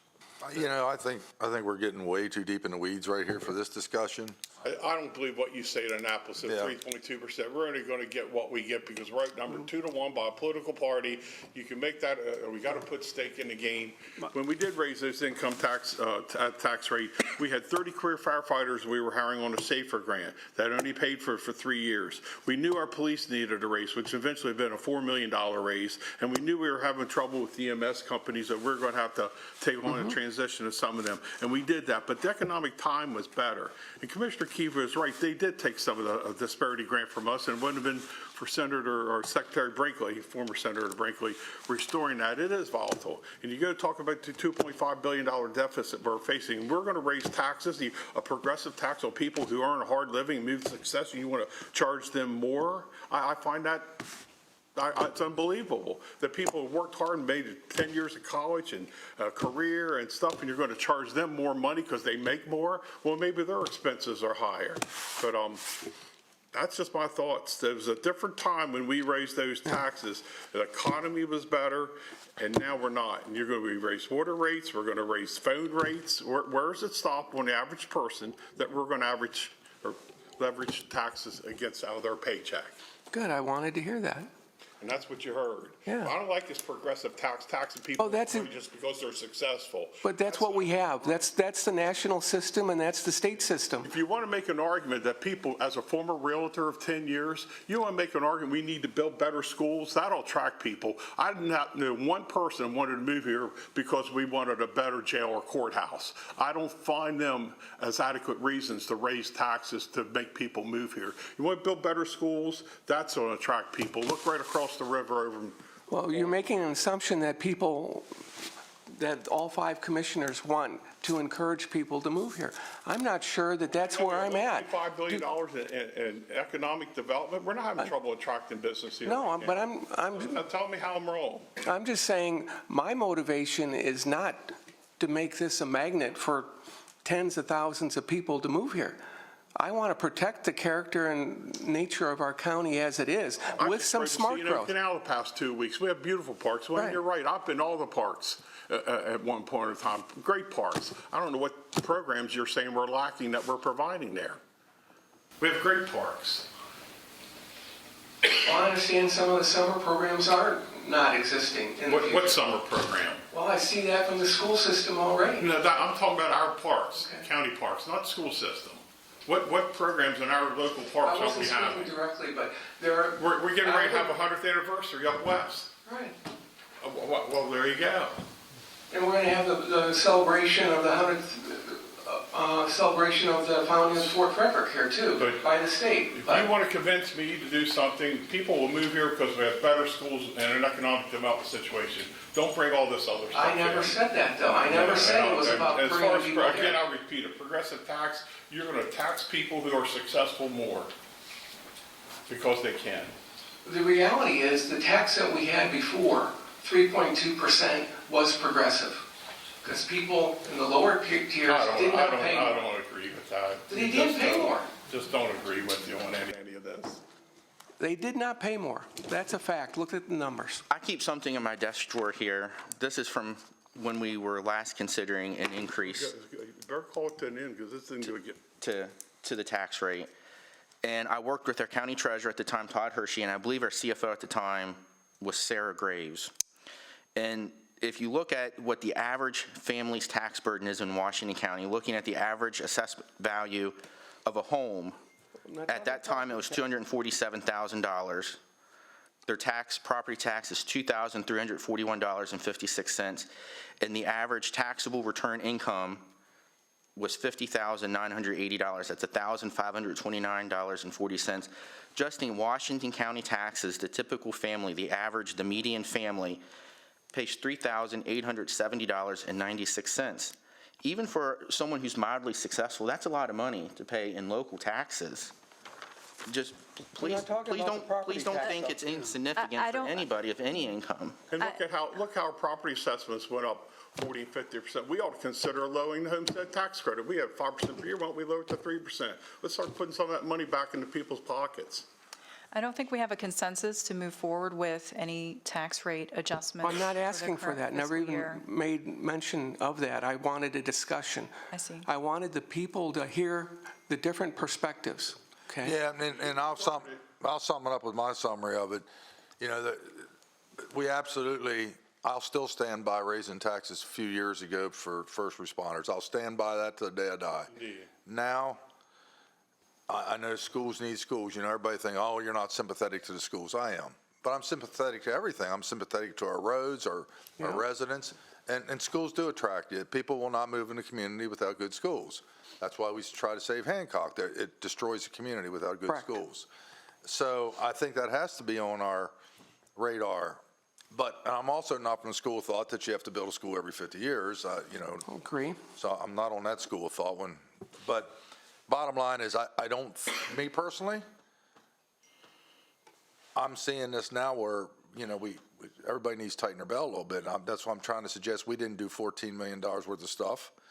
Schools might not get everything they want. We might not get everything we want. I just think it's a terrible time with what the state's doing, the administration in the state, what our tax rates are doing, the assessments. I think it's just bad timing. I don't know when good timing is, but I think it's bad timing to raise taxes Didn't we right just now. have 200 different items, fees and taxes we're going to be added on to? That got defeated. And next year, it's taxes other than fees being raised? That was defeated, thankfully, at the State House. But it defeated this year. Yeah. Doesn't mean it won't come back next. No, I agree with what Randy just said, and I'm glad we're having this discussion No, because, I don't agree a progressive tax on taxing people who are successful more money. well, you're against the current tax code. I understand that. It's America. Yeah, and if we could have a flat tax, it'd be nice, but America's had the progressive system. Current tax code is progressive Where? in the United States. Okay, this is Washington County we're talking about, Right. not Washington. I know, but I did not ask for a progressive code here, but I said, no, what I said is we have to look at all of the options here. People have to understand what the options are. If you don't have a discussion about it, you're not going to be able to educate anybody, okay? And when we don't fund the schools and we don't give them the $9.9 million, people have to understand, 9.6, they need to understand what the thinking is up here. Well, Commissioner Wagner summed up good. We did keep our promise that the firefighters, the police, and I agree. EMS. And it was a different economic time than it is now.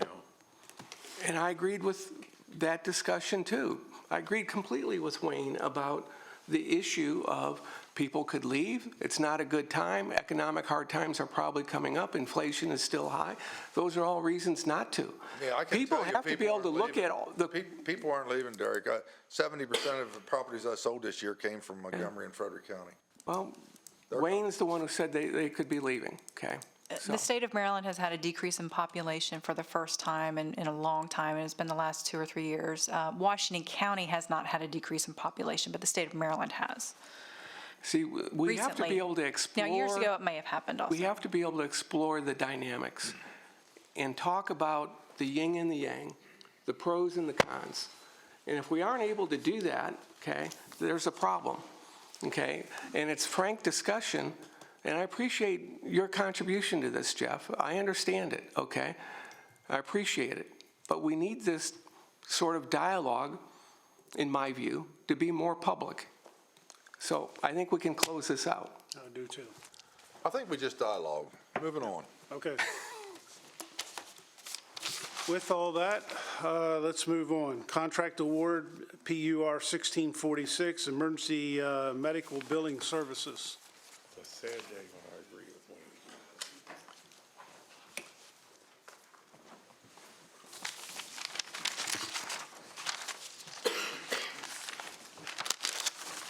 Good morning, Rick Perry, Director of Purchasing. Kelsey Mace, Chief Financial Officer. Before you is contract award PUR 1646, Emergency Medical Billing Services. Recommended motion, move to award the contract for the Emergency Medical Billing Services to the responsive bidder, Quick Med Claims LLC of Pittsburgh, Pennsylvania, who submitted the percentage rate of 4.5% for the first term and also for the first renewal term and the second renewal term. The contract is also contingent upon the approval of the contract of the County Attorney's Office. The RFP was issued on January 8th, 2024, and the services include collecting delinquent accounts, billing patients through the various insurance agencies and whatnot, workman's compensation. This is a one-year contract that was to begin on April 12th, ending on June 2025, with an option by the county for 2 additional one-year periods. And the contractor has 120 days prior to the contract expiration to submit a request for that. And the coordinating committee was comprised of Emergency Services, Budget and Finance, County Attorney's Office, and Purchasing. You can see the number of people who downloaded the document. There were 3 proposals. Of the 3 proposals, 1 was considered responsive, and the pricing of that proposal was opened, and that's what's before you today. And the award is in concurrence with the coordinating committee. Are there any questions?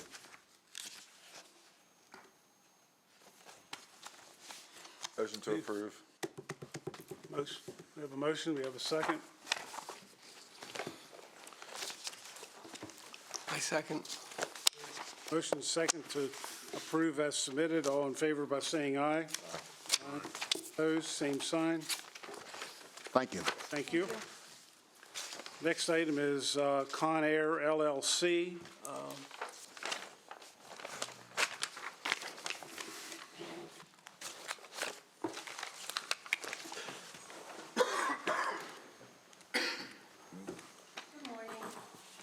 Good morning. Linda Spence, Business Specialist for the Department of Business and Economic Development. Jonathan Horowitz, Director for the Department of Business and Economic Development. We're here today to request a motion to approve the resolution for endorsement of the State of Maryland's $2 million MEDAF, or Maryland Economic Development Assistance Funds, for conditional loan to Con Air LLC, and to provide a county $200,000 conditional loan match. Proceeds will be used by Con Air to lease approximately 2,143,680 square feet under construction building at the Mid-Atlantic Crossroads site located at 10440 Downsville Pike, Hagerstown, Washington County, Maryland. Con Air will operate a distribution center. Total cost of the project is estimated at $75 million, including construction of the facility, tenant improvements, and machinery and equipment. We further understand the company will cause the creation of approximately 700 permanent new full-time jobs. In accordance with Maryland Code Economic Development Article, Section 5-319D, the county is required to endorse the making of the MEDAF loan for the project and approve the required local match. The proposal will have an impact on the hotel motel tax fund revenue balance. Do you have any questions? What's a conditional loan match? Is that, are we going to get the 200,000? That's come from hotel motel tax, right? Based on employment, isn't it? And what's the schedule on those employment numbers? It's the end, it's an exchange done, and the final date on that is 26. Is it a 5-year? That's a 2-year period. Do they have to have 700 people in 2 years? Yeah, 24 months they get Who to create the monitors 700 jobs. Linda does. They are required to report, submit an annual written documented employment report to Linda in the January, February What happens timeframe. to the money if they don't meet those goals? It would be clawed back. Ours and the state's 2 million? Correct. Correct. And we operate as a piggyback on these loans, so we follow the state's lead.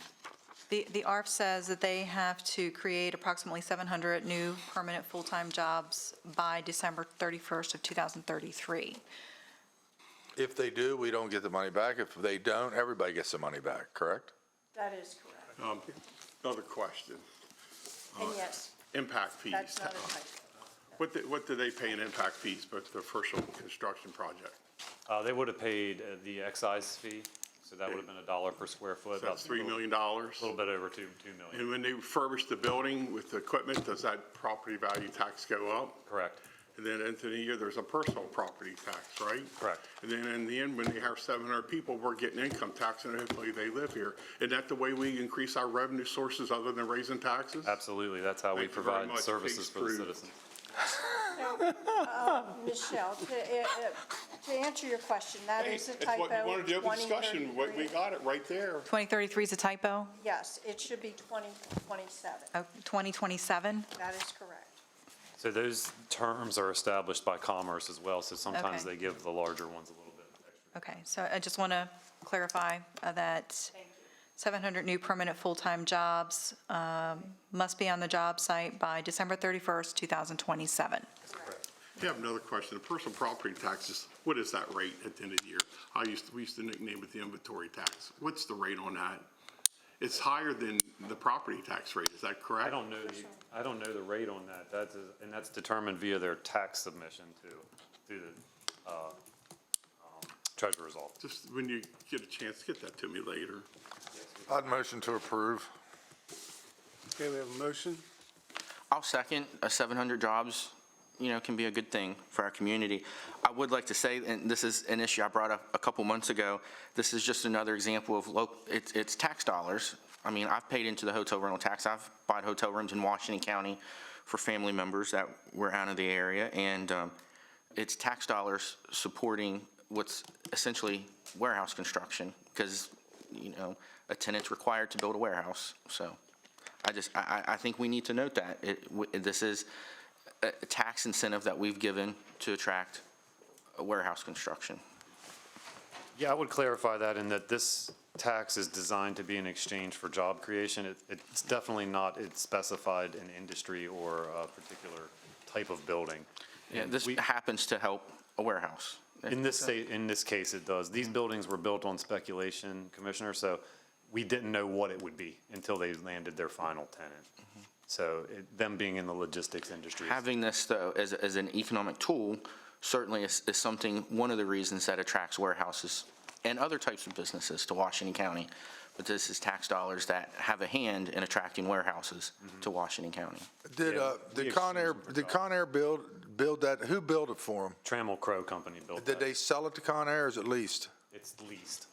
Okay, so we don't get that sales.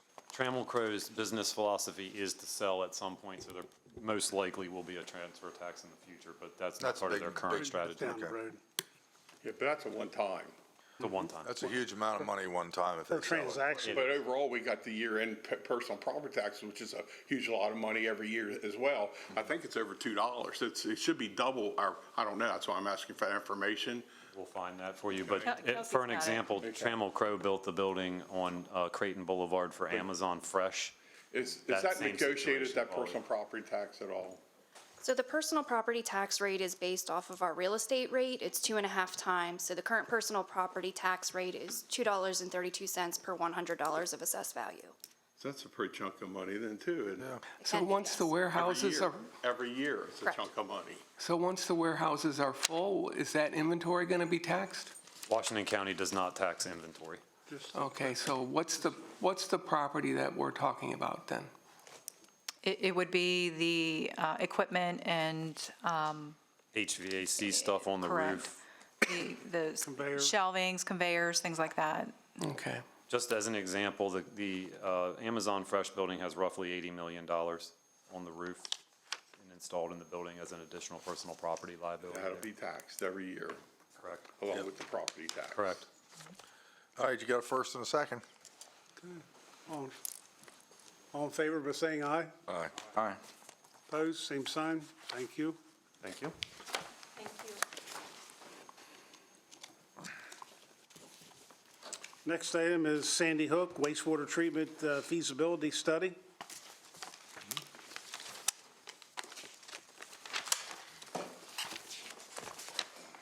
Morning, Commissioners. I'm Joe Moss, Deputy Director of Engineering for the Department of Water Quality.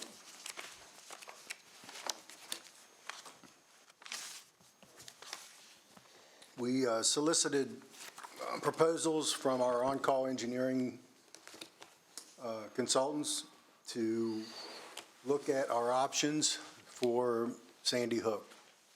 MDE has reissued our permit, and it's going to have more stringent ammonia requirements, and we need to take a step back and look at what our options are. If we can prove that the receiving stream does not support mussels, then it's a possibility the MDE will relax the ammonia requirement, or if we could relocate the outfall, they would also give us the same consideration. So we're going to look at. Is that new, Jeff? Is that new? What's that? Is this a new thing, or has that been ongoing, what they're requiring? The ammonia limits? I wouldn't say it's a new thing, no. They're trying to reduce the ammonia in all discharges, all wastewater plant discharges. The ammonia, they did it out Smithsburg already. So just another, This is a really small plant. This is only 0.021 MGD plant, but nonetheless, it's one of our facilities, and we need to see, what's in our best interest, which option to pursue. What we did is they offered us a 36-month period to be in compliance with the new limits established in our discharge permit. So hopefully, we'll see how this study turns out, that we can get that ammonia reduced. That's certainly what our hopes are. Like I said, the one option is proving that freshwater mussels do not exist in the receiving stream. The second one is to relocate the outfall, which that would be very difficult to do because we'd have the Park Service and CSX Railroad to go through to get that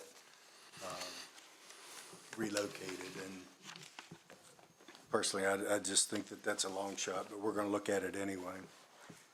And like I said, we solicited proposals from our on-call engineering firms, and the low bidder was Buchard Horn at $62,490.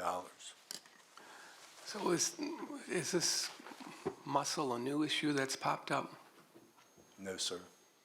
No, that's how they evaluate receiving streams. Oh, okay. As to whether they're going to make any changes to the discharge permits. I can't explain all the science of it, but. Okay, so you're just asking for us a motion to pay for the study, and they will determine feasibilities down the road. So I move to approve. We have a motion. Do we have a second? yeah, second. Okay, motion is second to approve as submitted. All in favor by saying aye. Aye. Opposed, same sign. Thank you.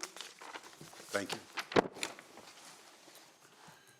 Next item is Conicajig wastewater treatment centrifuge maintenance services. Joe? We have two centrifuges located at our Conicajig plant. These are the only two dewatering devices that we have for all the sludge that we generate from all of our facilities. So these maintenance requirements are simply specialized services that only the original equipment manufacturer can do, because he's the only one that has the tools and the highly specialized, trained employees to come out and work on our equipment. Proprietary? Oh, absolutely. Yeah. Move to approve. Second.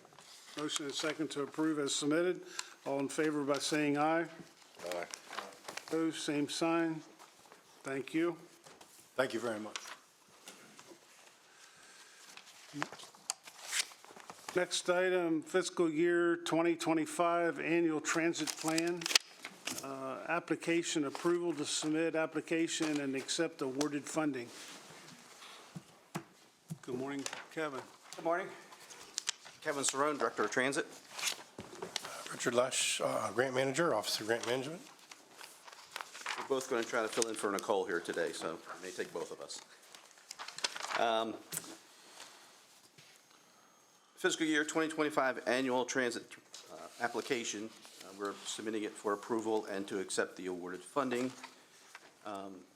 Each year, the transit system submits application to MDOT, MTA for both federal and state funding to subsidize the operations of transit in Washington County. So today we're asking for a move to approve the resolution authorizing the filing of the application as a subgrantee for funding under the Federal Transit Act and approve the execution of the agreement upon receipt, subject to review and approval by the county attorney's office. Washington County Transit annually applies to the Maryland Department of Transportation, Maryland Transit Administration for federal and state operational and capital funding through the annual transportation plan. The awarded funds are used to operate authorized public transportation programs within Washington County, which include the Section 5307 Fixed Route Program, the American Disabilities Act Complimentary Paratransit Program, the Job Opportunity Bus Shuttle, the statewide Specialized Transportation Assistance Program, and Capital Assistance Program. Fiscal year 2025 application requests $1,442,115 in federal and state funds from the Federal Transit Administration and MDOT MTA to subsidize the transit system. The Office of Grants Management has reviewed the application. There are no unusual conditions or requirements attached to the acceptance of the grant. The fiscal impact local match is required to secure the federal and state grant fundings. The local match requirement associated with the fiscal year 2025 application is as follows. The 5307 operating grant coming from the general fund is $681,684. 5307 capital grant general funds, $12,200. And for the STEP grant, which is the Specialized Transportation Assistance Program, it has a match of $48,972. Rachel Souders, the Director of Office Grant Management, has concurred, and I believe it's been through the county's attorney's office, and we're clean to go. It's just asking for the approval to submit the application and accept the funds. Motion to approve. Second. Motion is second to approve as submitted. All in favor by saying aye. Aye. Opposed, same sign. Kevin, I have a question after the vote's called. I'm sorry. Go ahead. Okay. I thought it might come up during this conversation. I'm not sure if it ties into it or not, but I was contacted about county commuter service at McCleary Hill and how, I don't know, maybe once that project was under development, we were looking at extending county commuter service there. It was in the works, and maybe now it's not. Any kind of an update on that, or if it's too much of a discussion for right now? I can do it in like 60 seconds. Perfect. We are currently involved in having completed for us a transportation development plan, which is a 5-year plan required by the Federal Transit Administration to back up the funding that the federal funding we received. It has just commenced. It should be completed in the next 6 to 9 months. That document will outline current transit system operations throughout Washington County and future recommendations for assistance. That document can then be used to apply for additional federal and state funding. Of course, that will require some additional local match money for those federal and state funds, but that would give us the opportunity to expand services. McCleary Hill is definitely on the list, along with a whole host of other things, including, more evening service. Sunday service is being reviewed, outlying areas to the Boonesboro, Sharpsburg, Keedysville areas. It will look at the entire county and how transit may be able to be enhanced to serve the county. Once that document is complete, we present it to the board. Just for information, that you're not specifying you will fund it at those levels, but it gives us the opportunity to start narrowing down where should we go first, second, third, and then try to accomplish it in a period of time. Okay. So there's a path forward to including McCleary Hill? Absolutely. Okay. I have a question too, just in that 5-year study and your recommendations, is there any consideration for Boonesboro, Hancock? Because we often get requests from Boonesboro and now most recently with Hancock. So would they be part of any of the recommendations? Absolutely. And they would have to be approved and get federal, state funding, and then we'd have a match to approved? Correct. And the way it would work is at this opportunity that we just had to come in here and say we want to apply application. One of the arguments we've always had, Smithsburg has commuter bus, correct? Right. Boonesboro can't understand why they don't, because they have a string of homes all the way down 40 theirself. So the criteria based on denying them or approving? Funding, and the funding is driven by ridership, so the plan will identify those areas you're talking about as far as housing and health. And those rates would be approved by the state or federal, not here locally? Correct. If there's only local money used, we can basically do anything within Washington County. But So when I you- could when ask you- those folks, they need to petition, request their state delegation, county delegation for support on that? That would be the avenue they would take? It wouldn't hurt. It wouldn't hurt. So that when we do make the application, there is something on file for. Senator and to back it up. Congress people. Yes. Thank you. I think those that are watching on, when this is rebroadcast tomorrow evening or whatever, the general public sometimes don't understand. They think that the commissioners can just go like that and tell you to take a bus from here to here, and it doesn't work that way. I think I sent you And a frustrating part right now is if we needed to add additional equipment, vehicles, buses, even the small buses, it's an 18 to 24-month process now because the supply just isn't out there. So even if we said today, let's go to McCleary, let's go to Boonesboro, I'd have to say we need to obtain some vehicles first. And then, of course, drivers behind that. But it's not instant like you're talking about. It does take time, absolutely. exactly. Maybe we could have a further discussion one day about what transportation routes are currently available, where a need might exist or a want exists. Like, I know the Community Action Council has a bus transit service through Hancock. It's not the county commuter, and I think it's for specific needs, maybe like medical appointments and stuff like that, but there might be that transportation that exists.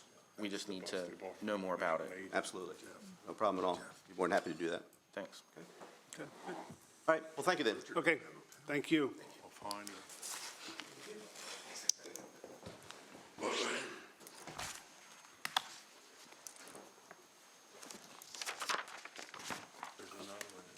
Next item is arena installment payment program, stream restoration easement. Good morning, Commissioners. Chris Boggs, Rural Preservation Administrator, Department of Planning and Zoning. Today I bring you the Anthony P. Arena Stream Restoration Project. He's working on this, getting this project set up at his property at 14847 Fairview Road in Clear Spring. It's going to be a 15.7 acre conservation stream restoration easement that is going to protect the, it is intended to protect the stream restoration project area.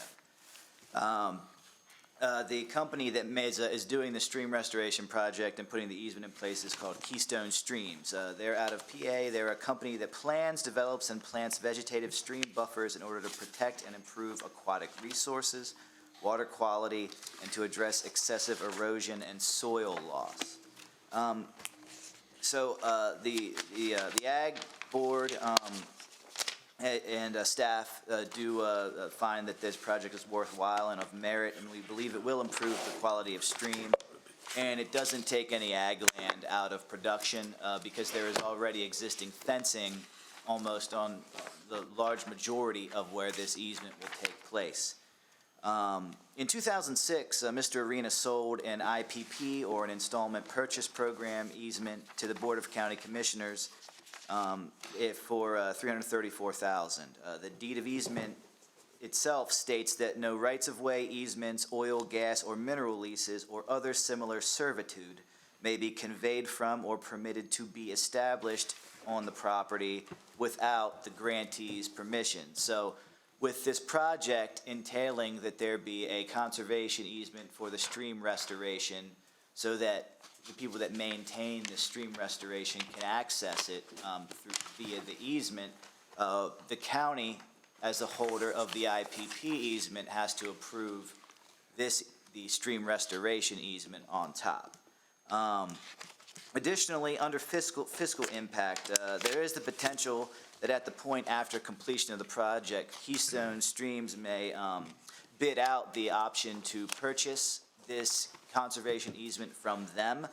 I've spoken with co-workers at the Division of Environmental Management, and they have actually been in contact with this company as well. And it is possible they could be one of the bidders using a dedicated source for the purchase of TMDL trading credits. However, the county's not compelled to purchase this easement when that time comes. It's just that could potentially occur. And it would come from a dedicated source of funding. As I mentioned, the Ag Board approves of the project, and also the County Attorney's Office and Environmental Management have been consulted prior to me coming forward. The long and short of it is that we think the project is a good idea, especially because it's going to help clean up the stream. It's going to get a lot of fallen logs and things out of there and improve the buffer and the erosion issues in this stream. So overall, it's a great environmental project. Additionally, it's good, anything like that is also a benefit to the greater ag operation. And so the recommended motion would be to approve the stream restoration easement and sign the letter of approval that was attached. Hey, obviously you consulted, you had long discussions, the Ag Board, it says, or the Advisory Board, and you like it, and everybody thinks, motion to approve. Second, for a question. Yes, sure. Would we be required to take over and maintain a right-of-way? No. Or would that just be at our No, discretion? we could purchase the easement. Now, I do believe that we would have some sort of monitoring requirements, and that part would be administered through the Division of Environmental Management. So they are the ones that have access to this TMDL trading credits and that funding source to purchase this easement. But the way these works, from what I've been told and what I understand from my talks with environmental management, are that it's essentially what Keystone Streams would do is they would bid out the option to purchase this easement to several different entities. Could be state highways, could be Maryland Department of Environment. Washington County would probably be one of the bidders that could bid on the purchase. What would of the purpose be of bidding out the easement? Where's the money go then? Well, this would be for trading nutrient credits to offset our total maximum daily load of runoff, like phosphorus, nitrogen, things like that that are required by the water implementation. So there won't be plans. cash. Should be. Yeah, essentially, we have funding for this that already exists, and it's built into whatever mechanism that environmental management uses for the purchase of these trading credits. And I'm not the expert on the on that side of it, but what I do know is that Washington County would just be one of the bidders, and again, Washington County could choose not to bid. So they would be coming to you at that point with this. If no one bid on this, Keystone would have to hold the easement. Yeah. And will the easement be fenced off? Well, yes, there's existing fencing, and it is being, however, much of it is being replaced, and yes, it would be fenced off from the tillable ground in order to protect the stream. So you're going to protect the stream environmentally by removing natural logs that have fallen, that create pockets for frogs and snakes and others to live. It seems like you're sanitizing it in some way rather than making it a natural habitat. Well, it depends how you look at it.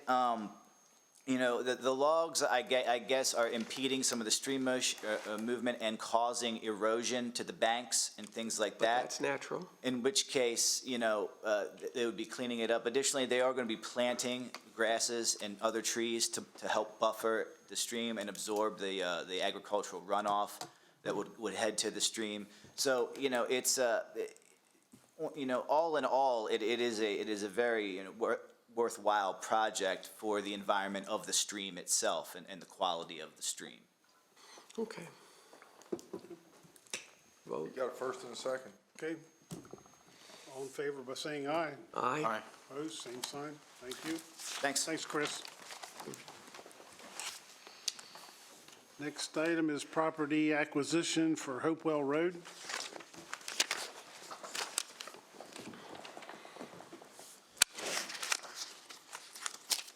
Good morning, Todd Moser, Real Property Administrator, Division of Engineering. I move to approve the option agreement for partial property acquisition, including easement for 11019 Hopewell Road, and to approve an ordinance approving said purchase and to authorize the execution of the necessary documentation to finalize the acquisition. An option agreement has been executed for the above stated property location 11019 Hopewell Road. The easement is a 9,172 square foot easement. Acquisition cost is $8,500. The Hopewell Road realignment and culvert work in this area are part of the Wright Road Appalachian Regional Commission project. Any questions? Nope. Motion to approve. Second. Okay, we have a motion and a second to approve as submitted. All in favor? saying aye. Aye. Opposed, same sign. Thank you. Who's the owner of this property, Todd? Hippolito Molina Velasquez.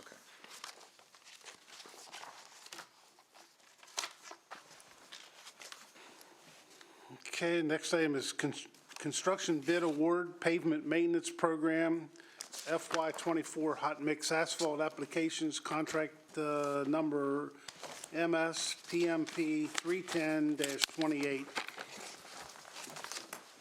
Good morning, Scott Hobbs, Director of Engineering. I'm here to recommend the board award the bid for the pavement maintenance program FY '24 hot mix asphalt applications contract to the lowest responsible bidder, Craig Paving of Hagerstown, Maryland, in the amount of $3,504,532.38, which includes the option to extend the contract for a period of up to 2 one-year extensions. The project was advertised in the Herald Mail, on the county's website, and email Marketplace Advantage. 2 bids were received Wednesday, March 13th, 2024. The bids were evaluated and the low bid is in order. The engineer's estimate for the work is $3,750,000. The pavement maintenance program for hot mix asphalt applications involves providing hot mix asphalt overlays, patching, crack filling, and permanent pavement markings. Project includes approximately 10 miles of overlay, 6 miles of patch and crack fill. This is a 185 consecutive calendar day contract with anticipated notice to proceed in April 2024 and a completion in the fall. The bid documents include liquidated damages in the amount of $500 per calendar day for work beyond the completion date and the option to extend the contract additional years. Motorists may experience some minor delays as a result of lane closures, but there are no major road closures associated with the work. The road listing is attached and posted on the county's website. This is a budgeted capital improvement plan project with total expenses estimated at $3.9 million, including the proposed bid award, inspection and testing, and construction contingency. Any questions? Motion to approve. We have a motion, we have a second. Second. This is for paving. Yeah. How many miles we get to $1 million? So in this contract with 10 miles of paving, we're at the $3.5 million. So we focus on 300 miles of paving for our urbanized areas and higher volume roads. So in this contract, it's focused on those 300 miles, and we get right now for $3.5 million, about 10 miles of overlay paving, patching. What do we tell the people in outlying areas that don't have, and this is not your fault, what's our policy, why somebody's only getting 50 cars on their road a day, but they don't get paved or chip or sealed, we do the best to repair? Is that what we try to attempt to accommodate those taxpayers? Right, so chip seal, 600 miles, so 900 miles total. The county has 600 miles of chip seal, and we are right now paving the 10 miles for the urbanized area of the 300, and then the 600 miles, we chip seal about 30 miles a year. So if you equate that, that's about $1.5 million contract So for 30 miles. We get how many roads paved, how many miles? So we're looking at, so we're gonna get about 3 every mile. Every $1 million is about 1.5 miles of HMA paving. If you want to embellish it, it's both ways, that'd be 3 miles. Yeah, so we're doing that. Thank you. So it's all with the life cycle cost of these projects. So with hot mix asphalt paving, we're looking at a life cycle of about 12 to 15 years ideally. And with the program we're about double that. So we've talked about what's the impact of roads. Currently in our budget, we have about $5 million, so $3.5 million for the hot mix asphalt overlays and $1.5 million for chip seal. My next question, qualifier, just wouldn't be, also be traffic, be how the road is wearing, correct? There's a process that a formula that we do that with? Yes, so we have a program that they actually, some of the people call in and ask. There's a vehicle that drives around along with our inspectors, and we put a pavement condition survey on the roads to figure out what condition they're in and what's the most ideal. Why I ask that, it's not because pavement. we're doing favors or people, we're really judging the content quality of the road to get the best service, correct? Right, and vehicles travel today over a road is a criteria of how we handle some roads. So where it's located, but it's the amount of traffic, how much truck traffic goes over it, how much regular car traffic is over a road. That's all looked at with the road conditions, and also what was built years ago, how thick the pavement was when it was built 30 or 40 years ago compared to what we build for our standards now. So we look all into For that. example, Weissel Boulevard, that road wasn't prepared very well. We put in $3 million of taxpayers' money to help upgrade that road for those warehouses, did we not? That's a good example where heavier truck traffic nowadays compared to when they designed it years ago had anticipated less truck traffic, and trucks are an issue with Yeah, I pavement. just want people to know there is a process and a method to do that, and we're limited on funds. But did you say the price of asphalt came down this year a little bit? I had Blair, our project manager for our pavement program, run the numbers, and from 2 years ago, we're up 13%. So overall, from a few years ago, it's up a lot higher than that, but at least that's where our $3.75 million estimate came in. We thought it might be higher than the 13% just 2 years ago. So we were pleased to see 13% increase. Stretch them a little bit. 35,000 difference between the two companies. Pretty close. Did we vote? I forget. We had a first and a second, didn't we? Yeah, I thought we did. I was second. I was first. Okay. I'll do it again. All in favor? Aye. Aye. Opposed, same sign. Thank you. Thanks. Thanks, Scott. Motion to go in closed session. Second? Second. All in favor by saying aye? Aye. Opposed, same sign. Thank you. Let's take a 5-minute recess. We'll go into closed session.